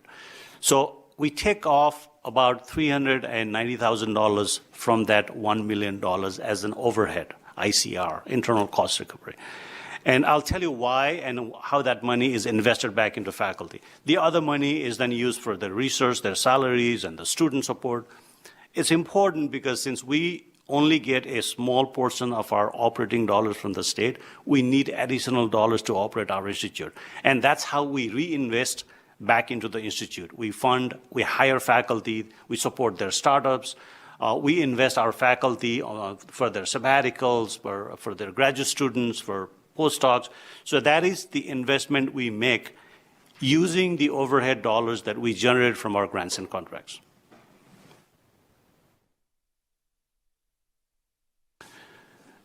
Total operating revenue, what this slide is trying to tell is that on FY23, 82% of our revenue came from grants and contracts. 14% of our operating funding came from state general fund, 14%. We also had $2 million, we also received 2%, sorry, about $1 million as a capacity building fund from the state. And then we have an endowment that generates a little bit of revenue. So the take-home message on this slide is that 14 out of 100% of our fund came from state general fund. The rest we generated ourselves.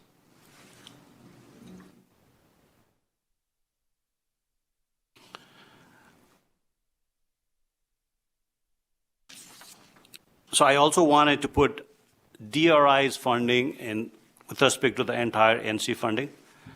So in FY24, NC will get or is getting about $840 million. DRI will get about $10 million. So DRI's share of NC budget is less than 1.5%. That's all it is. So we're a very tiny fraction of the NC budget.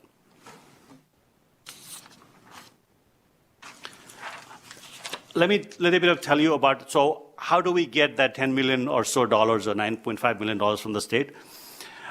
We heard about the last time the NC funding formula was revised in 2013.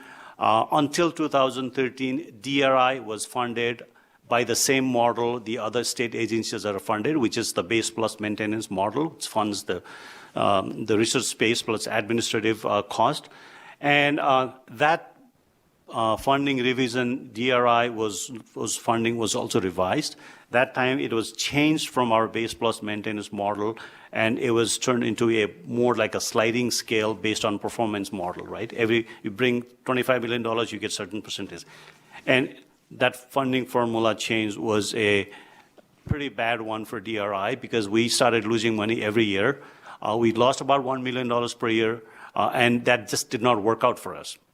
And so, in 2003 legislative session, with request from DRI and support from governor, the legislature changed DRI's funding formula and reverted back to the same base plus maintenance model, and which is what we wanted, and that provides stability for DRI, and that works well. And so we're pretty happy with what we have right now. Just wanted to let you know that.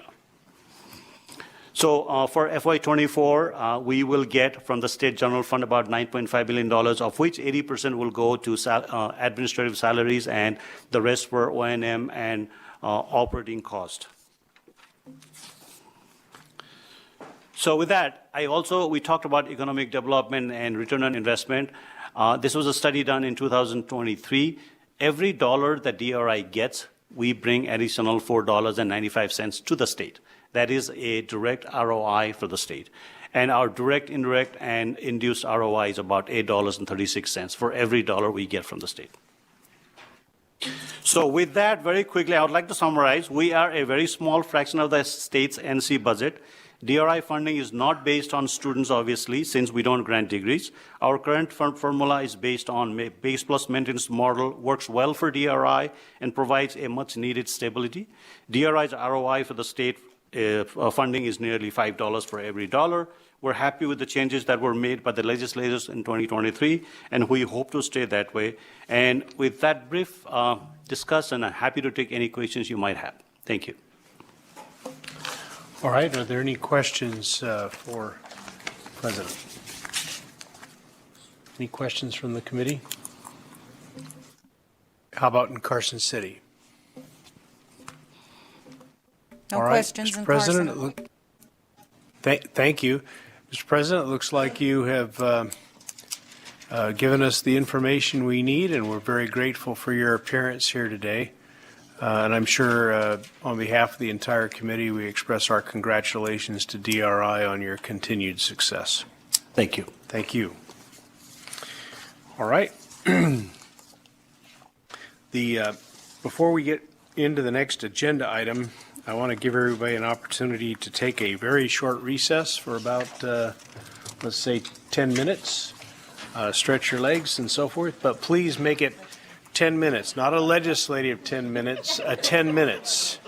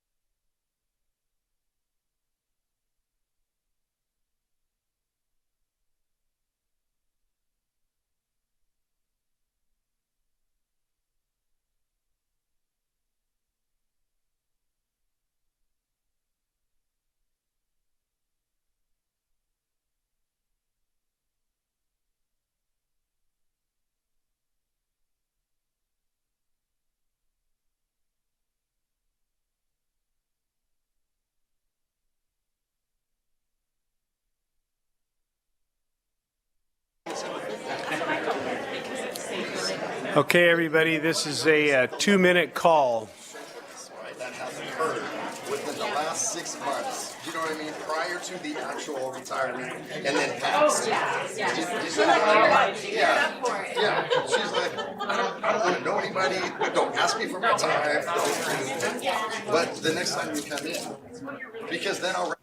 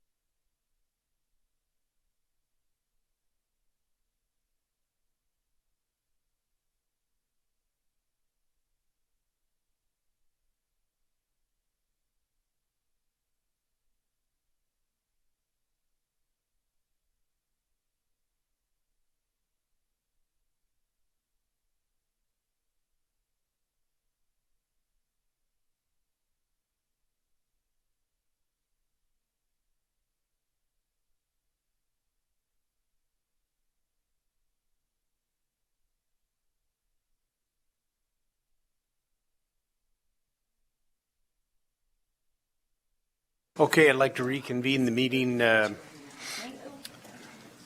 Everybody in Carson, yeah, they're back. Hi there. Good to see everybody. Okay. I really appreciated the presentation by DRI. Not only was it informative, but it sure makes you proud of that institution and what they're doing for our state, doesn't it? It's just amazing. And I think we find the same with respect to all of our institutions. We can take great pride in them. The presidents of NSHE's teaching institutions have been invited to present an overview of their respective institutions' mission, how the mission guides budget priorities. They'll also share how the current funding formula impacts the institution's ability to meet its mission and recommendations for improving the allocation of state funding under the current funding formula. As the presidents come to the table to begin their presentations, I want to share with the committee that I requested the presentations be developed within some consistent parameters. For example, each presentation, was scheduled for approximately 25 minutes, and each presentation was to be limited to 10 slides. Additionally, the presentations were to address 4 areas: the institutional mission as compared with the NSHE mission, how the mission guides budgeting priorities, how the current funding formula impacts the ability of the institution to fulfill its mission, and recommendations for improving the current funding formula allocation mechanism. I want to also mention, as I did earlier, that following all of the presentations, I've got a list of additional questions I'm going to solicit information from the presidents to provide. I want to mention this also. This is an important opportunity for the presidents who are charged with the responsibilities to run these institutions to share with the committee things you feel will improve this funding formula mechanism. Let's take a fresh look. Let's think outside the box. Let's see what will be productive for the future of all of the institutions in this state. And let's not confine ourselves to a rigid formula that has certain problems and is aged out over long decades. So I'll have some additional questions for everybody. Some of you may touch on it or not, but I'm hoping from the questions you saw generated from the committee just during the presentation by the Chief Financial Officer that committee members have a lot of interest in the metrics, the base budgeting, the whole process.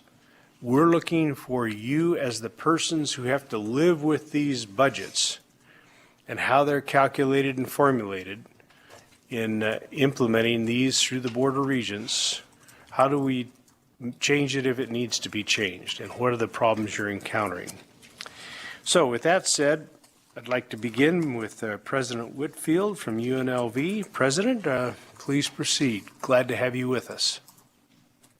How are you today?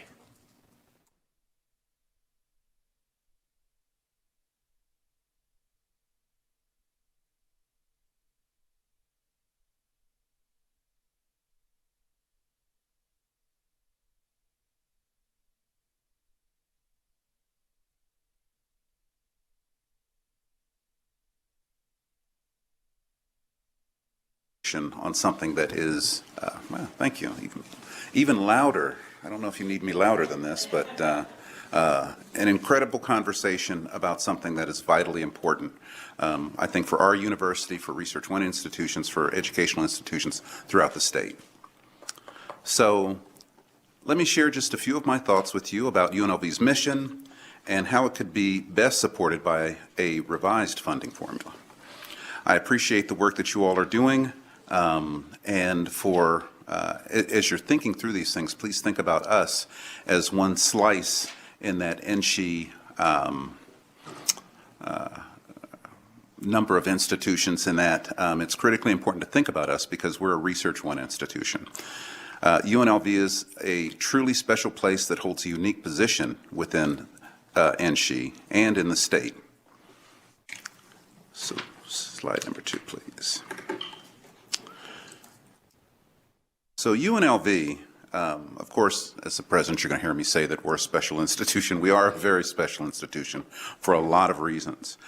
We're a minority-serving institution, we're a Hispanic-serving institution, and even an Anapeasy institution, and an R1 institution. That's a fairly unique combination. For example, as far as Hispanic-serving institutions that are Research One, there's only 21 in the whole country. UNLV, in its unique position, actually provides access to world-class educational experiences that are responsive to the needs of our students and stakeholders. We engage in groundbreaking research, scholarship, professional and creative activities that have an impact on and across boundaries. We also offer high-value, cutting-edge, interdisciplinary physical and mental health care to support our community. We create value for individuals and communities we serve by fostering a climate of innovation, inclusion, stimulating economic diversification and workforce development, promoting social justice and inclusion of all voices, and enriching cultural vitality. We have a set of core values that guide our decisions and actions, and they include access and equity, excellence and integrity, collaboration and stewardship, and compassion and inclusion. While these words are powerful, our mission and values are best illustrated through the work of our incredible students. At our winter commencement ceremony, we graduated approximately 2,300 students hailing from 36 states and U.S. territories and 39 countries. Many were the first in their families to graduate from college, and a majority, 71%, were from ethnically diverse backgrounds. Just a few of those recent graduates include an educator who, with innovative ideas for inclusive teaching, an engineer seeking solutions for accessibility to clean drinking water, a chemist developing strategies to combat environmental issues and change policy, and a future physician focused on keeping children healthy. While their backgrounds and interests are all different, these standout students have just one thing in common. Their educational journey included research that prepared them to be critical thinkers and problem solvers. Next slide. So as a Research One institution, UNLV plays a critical role in diversifying the state's economy through its leadership in research. Given that Las Vegas is considered the entertainment capital of the world, our city's hospitality and entertainment industries are always on the cutting edge. As an example, UNLV established the Arts and Engineering program that prepares students to design and build the next generation of top entertainment venues. Graduates from this program are in high demand within the local job market. The UNLV Center for Business and Economic Research, or CBER, measured the financial contributions of UNLV and what it made to Southern Nevada economy for fiscal year 2021, and use this data to make projections for the economic impact of UNLV and what we'll have today and in the future. This includes direct impacts such as university expenditures, payroll, employee compensation benefits, goods and services, utilities, equipment. It also included student expenditures and visitor expenditures, as well as indirect efforts of spending that ripple through the Southern Nevada economy. In FY21 alone, UNLV was responsible for generating a total of almost $1.6 billion, that's B, in local economic activity. Additionally, UNLV supported 11,149 jobs in Southern Nevada, including over 4,000 individuals directly employed by the university. This is comparable to an employer such as Caesar's Palace. For every dollar of state appropriation funds, UNLV generated $7.80 in additional economic activity for Southern Nevada. UNLV's contribution to Southern Nevada economy will expand substantially when UNLV reaches its Top Tier 2.0 strategic goal in 2030. CBER estimates UNLV will generate approximately $3 billion in economic activity in Southern Nevada. By 2030, UNLV will increase its enrollment, employment, and research expenditures to generate nearly 19,600 direct and indirect jobs. Next slide, please. So the formula. The formula should reflect the direct missions of universities and state and community colleges, recognizing their different roles and objectives.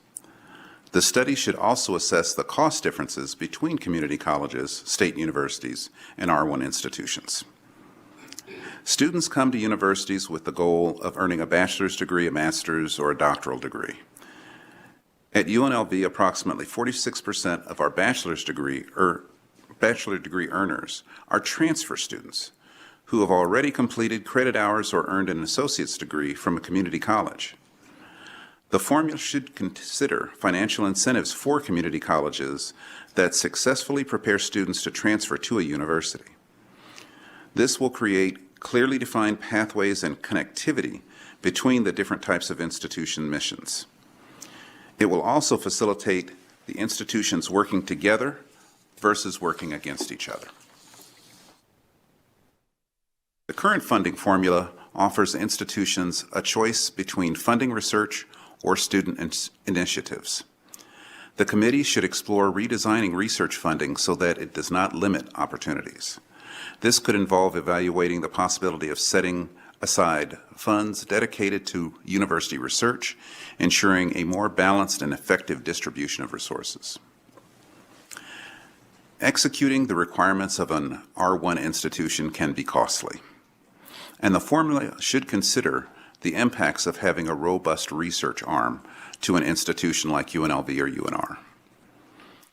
As an R1 institution, UNLV must recruit and retain top-tier faculty, researchers, and administrators who are leaders in their field.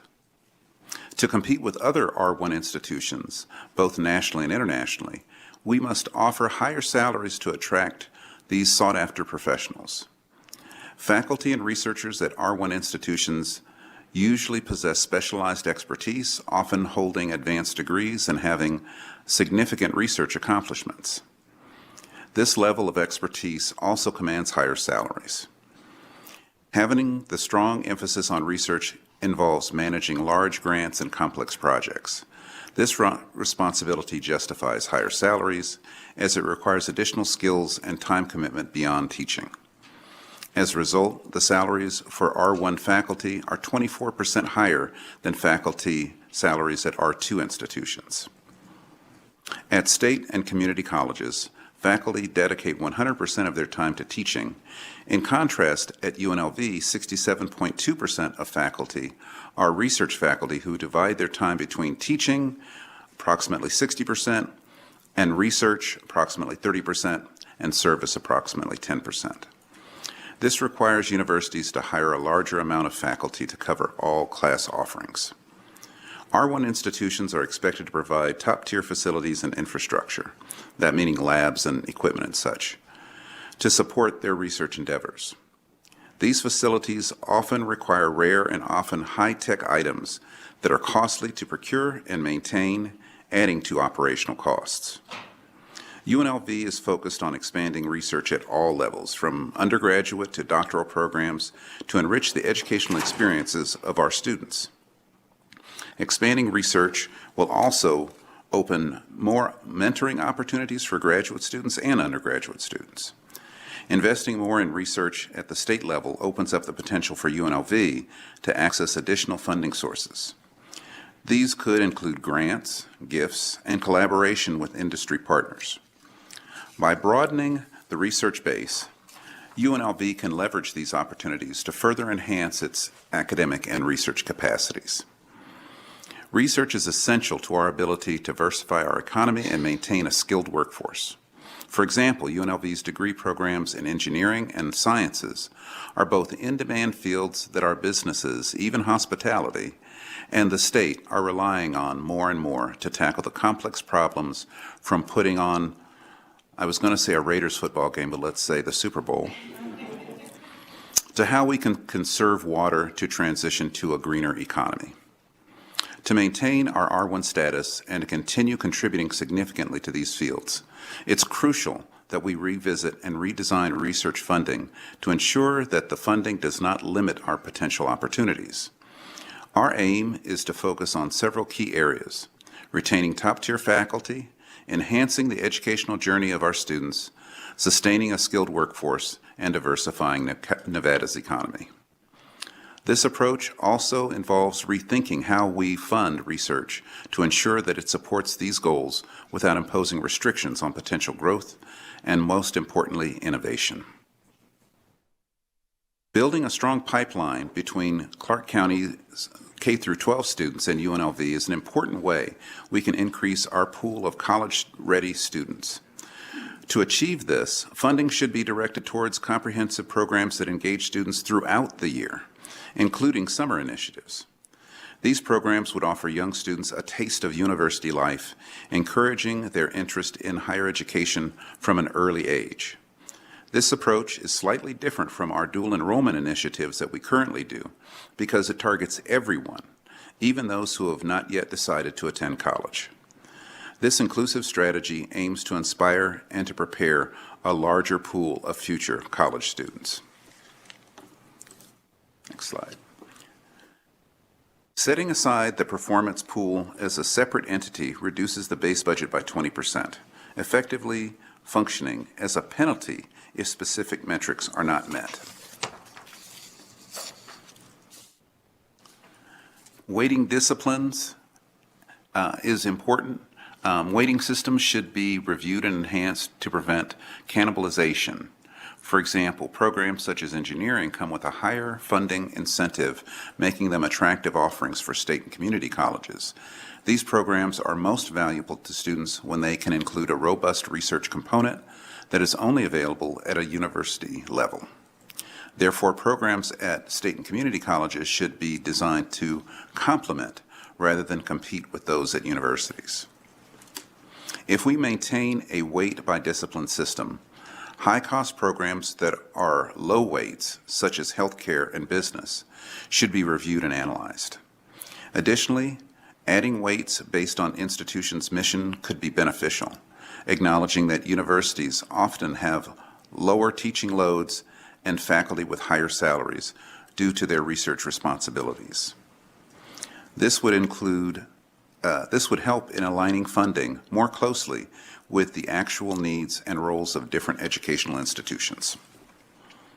The current formula recognizes the research mission at UNLV and UNR by adding 10% additional weighting factor applied to all upper division undergraduate and graduate credit courses to account for the research mission expenses.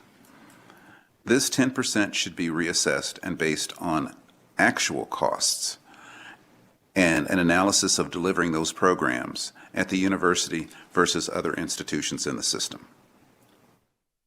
Caseload growth has a timing lag, as was just mentioned.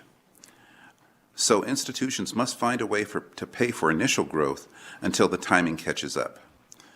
This creates constraints in current services provided to students across the institutions. The current formula is a redistribution of current funds in the formula. This model created perverse incentives for institutions to cannibalize against each other, leading to win-loss situations. The formula should be considered as a base level of funding and then adding on caseload and other metrics. This allows institutions to budget a base level of support and other services for students. The research space O&M appropriations allows for investment in critical research infrastructure that attracts high-achieving students and supports researchers who bring new research dollars into the state. Research grants can flourish and furnish a considerable foundation of support. However, state and institutional investments are needed for UNLV to succeed in research and scholarship, graduate education, and faculty competitiveness and productivity. Research space O&M funding is determined by identifying dedicated research space square footage at each institution. The value per square foot is institution-specific on base budget O&M expenditures. The 2021-2023 biennium set aside for UNLV was based on O&M cost per square foot of $11.41 and 3,999,799 square feet of dedicated research space, or approximately $4,562,000. A study by NSHE, UNLV and UNR found that UNLV spent the following amounts to maintain its research space. In 2022, it was approximately $5.8 million, or $1.25 million more than the amount received. And in 2023, approximately $6.9 million, or $2.37 million more than the amount received. In total, UNLV experienced a shortfall of $3.62 million between 2022 and 2023 for research space OEM funding. From 2008 to 2021, inflation and adjusted state appropriations have caused a decline in financial support for UNLV. This has significant impacts. It shifts some of the financial burden to our students. They've seen a 1.8% annual increase in tuition and fees. We have less financial resources for academic research and student support, and growing pressure to improve student outcomes with a shrinking and uncertain resource base. It's diminished our ability to invest in new programs and make critical investment in existing programs and necessary technological improvements. We are last among our peers in funding support over the 2008 to 2021 time period. UNLV state appropriations per full-time FTE has declined by 6.7%. The next closest peer of ours is the University of Texas Arlington with a 2.5% decrease. Portland State, however, has seen an increase of 23.7%. Among R1 institutions, UNLV is in the bottom 10% in terms of its funding per FTE.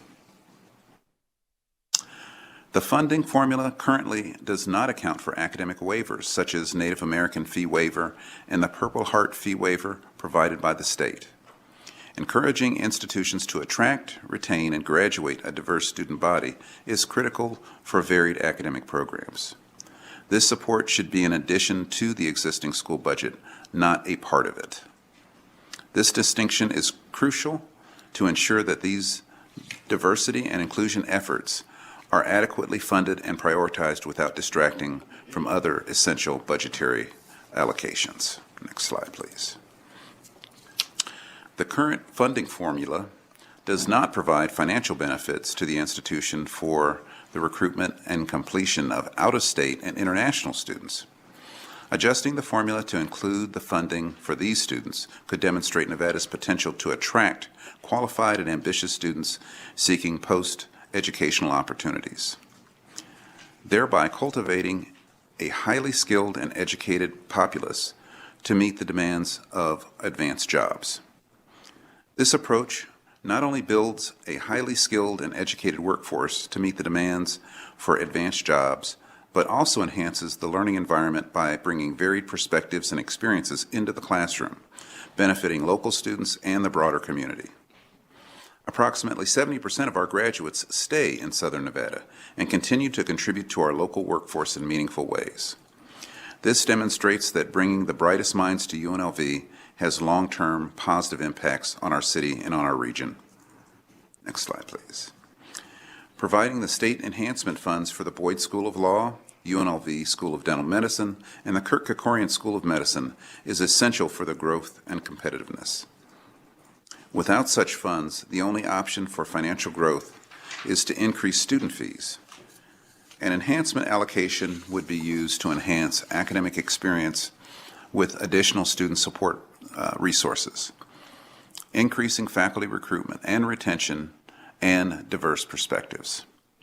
It's also support for programmatic capacity growth to directly and indirectly foster a more robust experience by adding students and contributing to our Nevada workforce in these areas. Next slide. As UNLV grows, the funding for support in athletics has not seen a comparable growth. For example, if we take a look at our business center, the Business Center South is a specialty center of the Nevada System of Higher Education that provides business services for UNLV, Nevada State, and related assistance to the College of Southern Nevada. Business Center South currently operates under the direction of UNLV to provide coordinated personnel benefits and payroll services on behalf of the Southern-based institutions. Business Center South provides purchasing services for UNLV and NSHE and coordinates risk management and safety-related activities for all Business Center South. As the institutions in the South are growing, Business Center South lacks the proper position in terms of human resources to support and maintain growth. You may ask yourself, why is athletics important? Actually, as long as you're a Chiefs fan, you're probably not asking that question. But as you can understand, Vegas is now a sports capital, presenting an opportune time to leverage the city's heightened interest in sports to attract elite talent and enhance our athletic programs. Successful athletic programs increase UNLV's recognition on a national level by putting our programs in the spotlight and positively impacting our enrollment. Athletics directly ties to student success. Athletics can build camaraderie, student belonging, and a sense of esprit de corps. They foster a sense of community and belonging among our students, which in turn can lead to greater success, shorter time to graduation, and other positive outcomes. Next slide. Allocating resources to support infrastructure more dynamically will help alleviate substantial financial burdens over the course of the year. A comprehensive understanding of the needs, encompassing deferred maintenance, capital improvement projects, ADA accommodations, varying utility costs, lease funding, capital projects, and technology to support research is crucial to effectively distribute limited resources. By prioritizing these requirements, the allocation formula can shift from a something for everyone approach to one that focuses on the most pressing needs. For example, utility costs have increased by $5 million over the past 5 years. As local municipalities approve rate increases, we do not have the funding to keep up.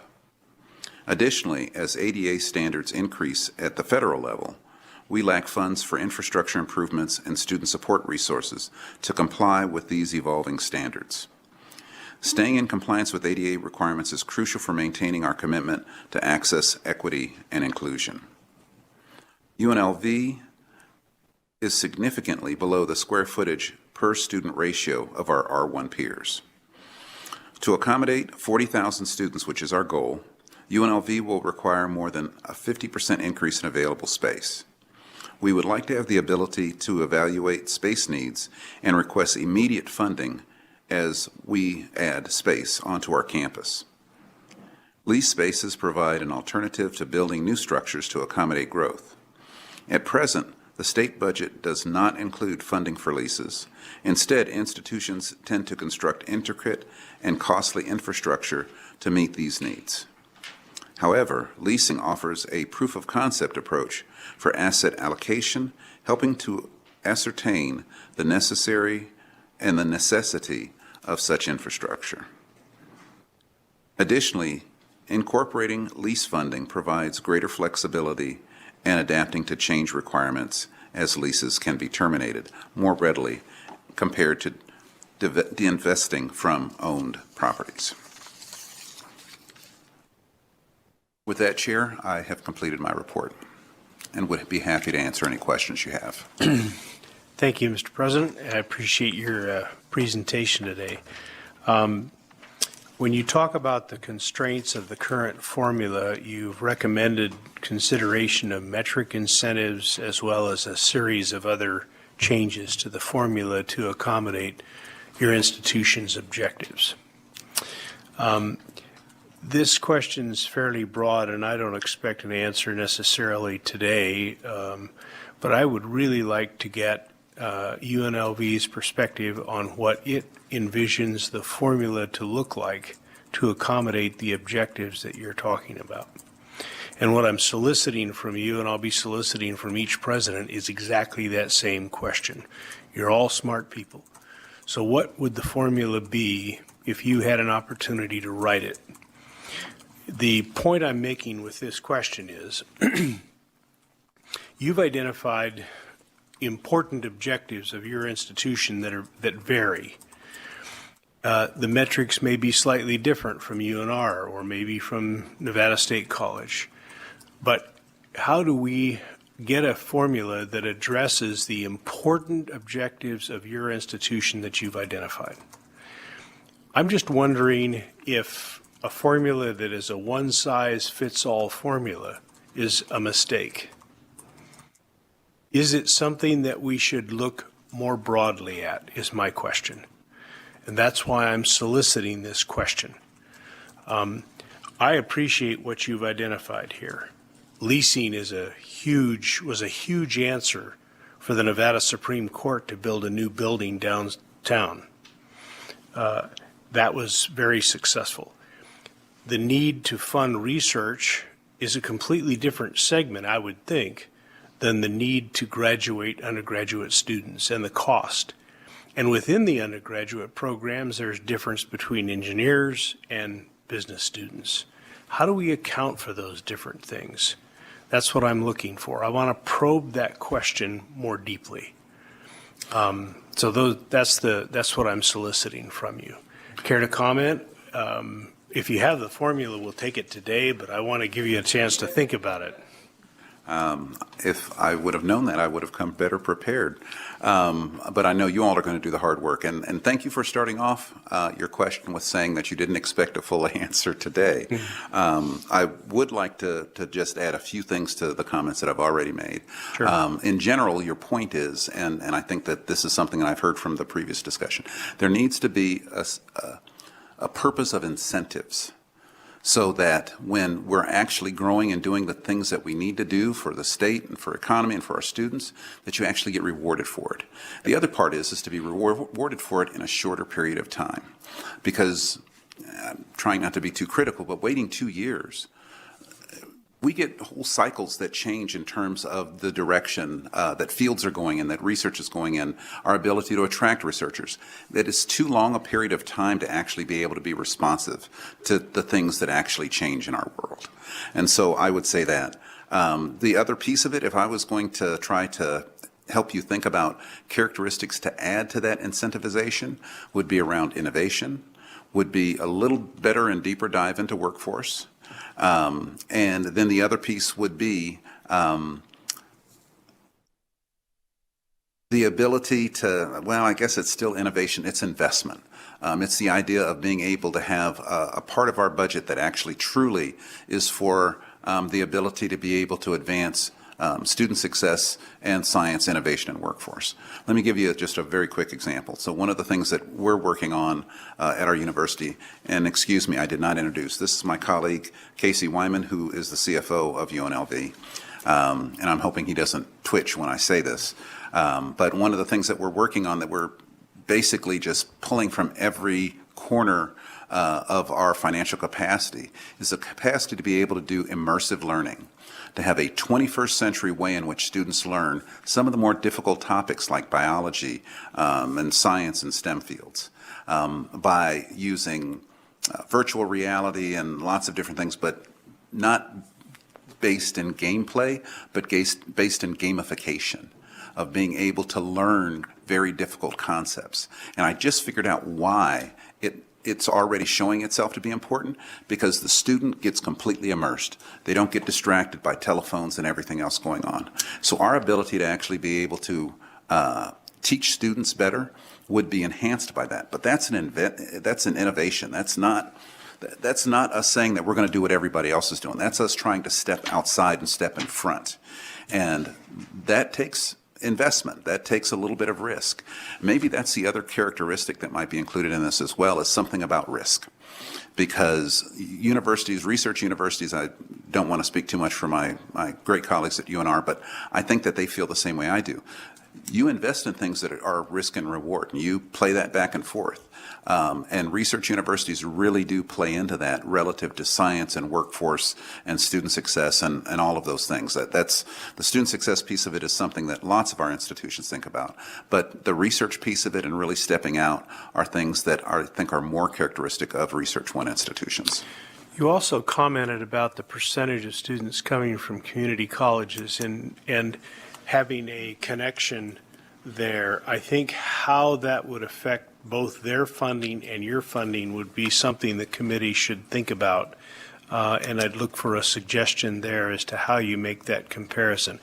I'm not that familiar with this process, your business model, but I certainly think the committee could use your suggestions, and perhaps President Sandoval feels the same way, about how do you build from the students that are graduating from community colleges and coming into the university for that further experience in their education. And how would that affect the formula? Because I think it's important for us to think about I have a feeling that the tiers aren't supposed to compete, but I have a feeling they're competing. And I think we need to reevaluate that. That's my impression. I'd agree with you wholeheartedly. Prior to here, I was in Michigan, and one of the things that we did was to work with our community colleges to create very specific, I kind of mentioned here about pipelines. Yeah. And the pipelines come from those institutions actually benefiting from working together. So, for example, there what we did was to get the advisors at the community college to work with advisors at the four-year institution to create very clear pathways so that students don't say, well, I'm taking these courses, I took 12 courses, but only 10 of them count, or 10 of them map onto ones that are at the university. And so we have done that. CSN has been an incredible partner in trying to work towards that, but I think that there needs to be more done. The other piece of it, and I don't want to speak, you'll hear from our community colleges, but, their success ultimately can contribute to our success. Not that every student that goes to a community college wants to go to a four-year institution. There are great degrees and career paths from there. But the ones that do come, I feel like we need to give them some credit when they come to our institution and that we graduate them. I'm going to throw out a number here, but I may be off a little bit. When we look at our graduating class, it's somewhat like 46% actually have come from someplace else. And I want to say that it's 35 to 40% are coming from community colleges. And so that is an excellent starting place. That means that those students actually are, I think they're becoming very, very successful. And they more successfully compete at that four-year institution.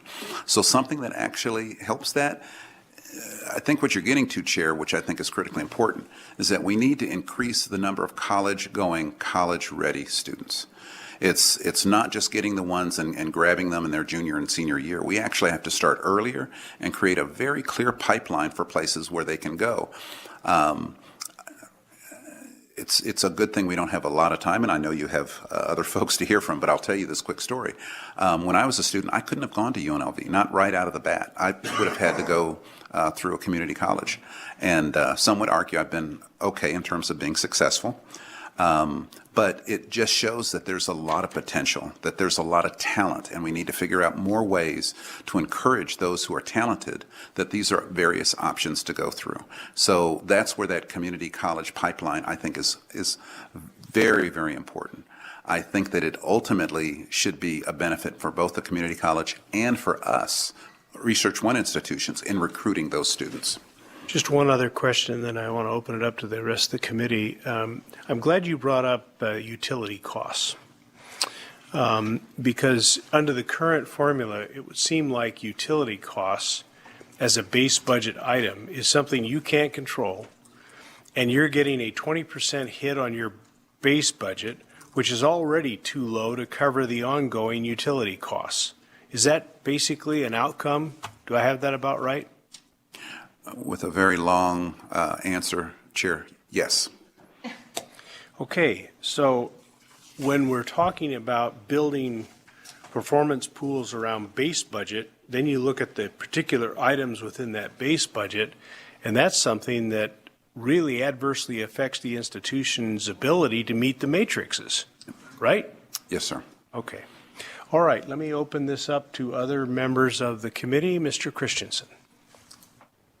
Glenn Christensen for the record. Been trying to think of ways that we can use a funding formula to grow the pie for higher education. One thing that occurs to me is that our research institutions are doing a great job of developing intellectual capital. How is it possible to think about a way that you can be rewarded, incentivized through the funding formula for monetizing that intellectual capital? Thank you for that question. I can think of a couple. One might be through tech transfer, through intellectual property that gets created. At UNLV, we have a research park that's basically what the whole design is for, is both for internally for our faculty and our students to be able to have a place to be able to roll off and grow companies, which I could get you those numbers. It's been significant in the last 5 years. And the other piece might be our contribution to things going on in our local area. I know, I don't want to speak for UNR, but I know for them they've had a huge financial impact on what's happened in their local community. And so if there was a factor that somehow embraced that, it wouldn't have to be huge. It's just that it's one of those unfunded mandates that we do as a research institution that actually benefits so much in terms of the economic impact for the state that is not included. So that's just a couple of ways, intellectual property through technology transfer. That's one of the things that you're going to see from a research institution, is that we have these incredible faculty members who get ideas and spin things off. Not only do the faculty do it, but the students do it too. So something that actually captured that would be very, very useful. It's a very interesting question, and if you come back to me at a later date, I can try to give you some metrics for some possible ways that you might try to monetize that. Because again, this is what GoEd is for in some ways. And in part, that's an investment, but it's an investment that actually typically, I think, like GoEd has tried to demonstrate very clearly, it has a payoff for it, and you can actually figure out what that payoff is. I think the challenge is putting it into a formula. It has to be something that can grow and shrink and grow and shrink, because sometimes it's changes that go on in terms of industry in the area or whatever the university is doing, the direction it's taking. Sometimes it really needs to grow because it needs to be able to furnish and to fuel the fire that's going on. I'd say a perfect example of this in Southern Nevada is the sports realm.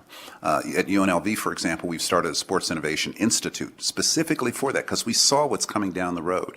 We're going to see the afterglow of the Super Bowl, and what that's going to mean is lots in terms of sales and marketing, but it makes opportunities for our students. One of the fascinating things is even seeing some of the helmet protection that's happening. We're involved with that with the UFC in terms of head injuries, traumatic brain injury. All of that needs to have something helping to support it so that we can continue to grow and actually be a leader in that field. Yeah, especially if you can monetize it. So the other thing I was thinking about is talking about leasing facilities, but sales and leasebacks might be something to take a look at. There's another form of financing that Regent Wixom years ago came up with, which is how the Kasner building got built at Nevada State University. Something to take a look at. I don't know if it was unique at the time, but it's certainly a way to, again, grow the pie. Can you say the name of the building at Nevada State again? It's the Kasner building. Thank you. Any other questions up in Las Vegas? Yes, ma'am. For the record, Patty Charlton. So I don't really think a question, but I think perhaps as we look to different ideas and strategies around the funding formula and or even funding the pieces of the pie, I appreciate that you mentioned tech transfer, but also commercialization might be another way to add as a metric, that as we look at how research is yielding the support to the state, then that also would probably include both UNR and DRI as well. We didn't have that opportunity to ask President Achara because they're also in that space as well. I would also love to hear your ideas and strategies on incentivizing that community college to the university transfer, because I think that is one of those ways that we can benefit and raise all ships together. So thank you.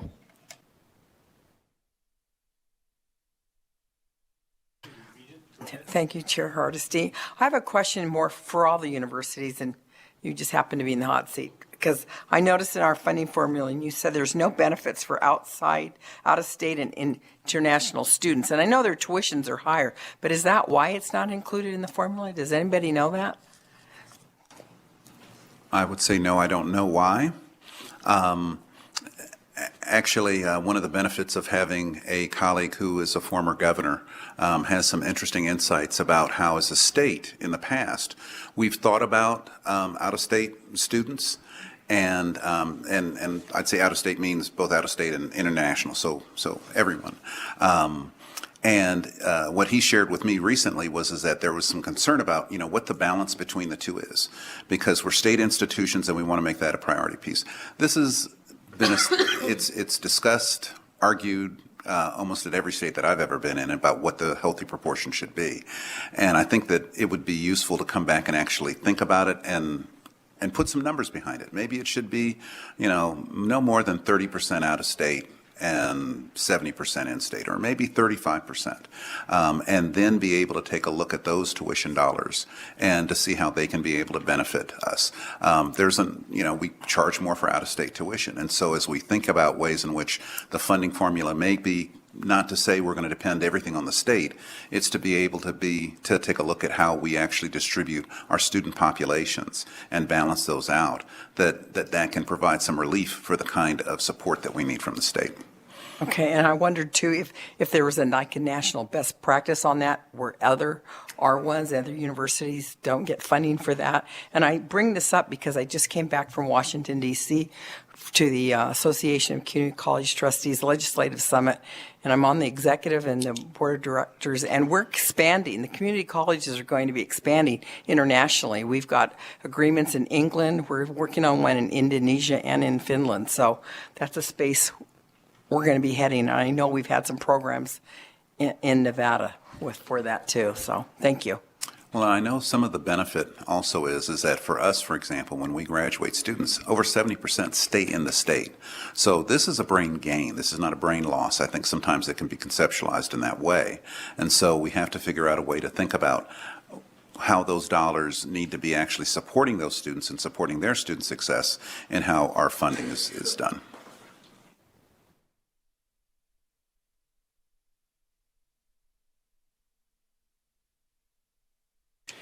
For the record, Mr. Sanchez has joined the meeting, and we want to make sure it's clear that he is here. Ms. Williams. Thank you, Chairman Hardesty. I'm glad you brought up utilities, because that was going to be my question. Can you just elaborate a little bit more on that. Can you give us an example of maybe how rising utility costs impacted your budget this past year? Thank you, ma'am. It is interesting and opportune that Tony Sanchez from MV Energy has just, that wasn't lost on me, Mr. President. I was going to say he's given us a special deal, but he's not. Overall, I think I quoted in here that it's changed by about $5 million. It's significant how it's gone up recently. And those are things that basically we have to try to absorb. There is no correction factor for that.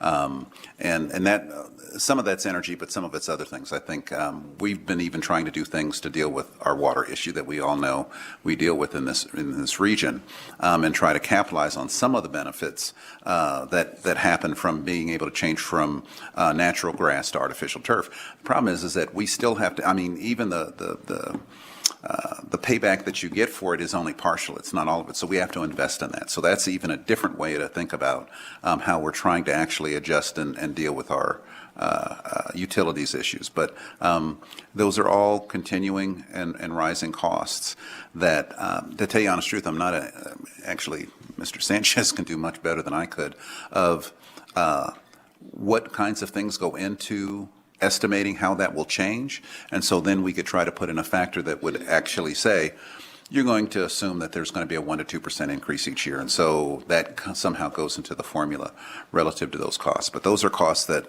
really have to be pulled from nowhere because they're costs that have been changing, and there's nothing in the formula that actually adjusts for it.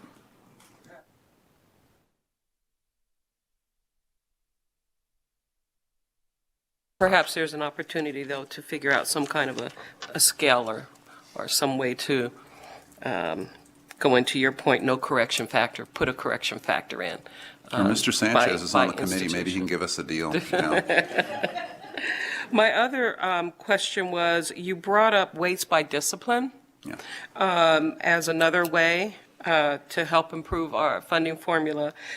Could you give an example of a funding disparity where there's weights by a discipline where the funding wasn't appropriate, or you needed more additional funds for that particular discipline, and what that might look like? Yeah, the couple that I cited, and there can be follow-up, Chair. Please, I can provide you more granular than what I'm trying to do off the top of my head. But engineering is one that is just the cost for engineers is going up dramatically, and the weights that we've set for it are 10 years old. One of the things that we should also think about is in this area, and I'll just pick on engineering again, we need more and more engineers. We just built a new engineering building, and it's in part to try to increase that capacity, but it's not going to keep up pace with what the actual needs that we're seeing as we talk to the chamber and we talk to LVGEA that we actually need for economic growth in this area. So that's one, and in part, I cited it, engineering, business, I'd even throw law in there. Those professionals actually tend to make more than the average. And so those numbers have increased, and we haven't been able to keep up with them. I was looking more around the funding disparity, though. What is the dollar amount where you're saying it's underfunding? What does that look like, $1 or $100? I mean, I know I'm being facetious. Let me not guess at that because it really is very different by area. Mm-hmm. But I can provide you a follow-up on that. I just was curious, just as an example, engineering or whatever, just kind of how far are we off? And I know it's been 10 years, but I wanted to kind of try to generalize how big of a problem that looks like for you. You're going to see that it's, and we'll provide you some information. It varies greatly by area. With the focus and emphasis on STEM, it is those STEM careers that the salaries are going up and up and up. Salaries both in terms of what students get when they get out, but also the cost of instruction for them keeps going up. So we can provide you some good examples of those.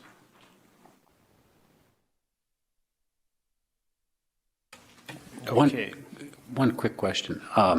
It's not just the cost of these programs, but there's also social needs, societal needs, in areas like healthcare, education, those sorts of things. I don't know who, maybe it's the legislature, who is going to determine the best way to allocate these funds, but there should be some incentive towards those areas where we really need a lot of help as a community.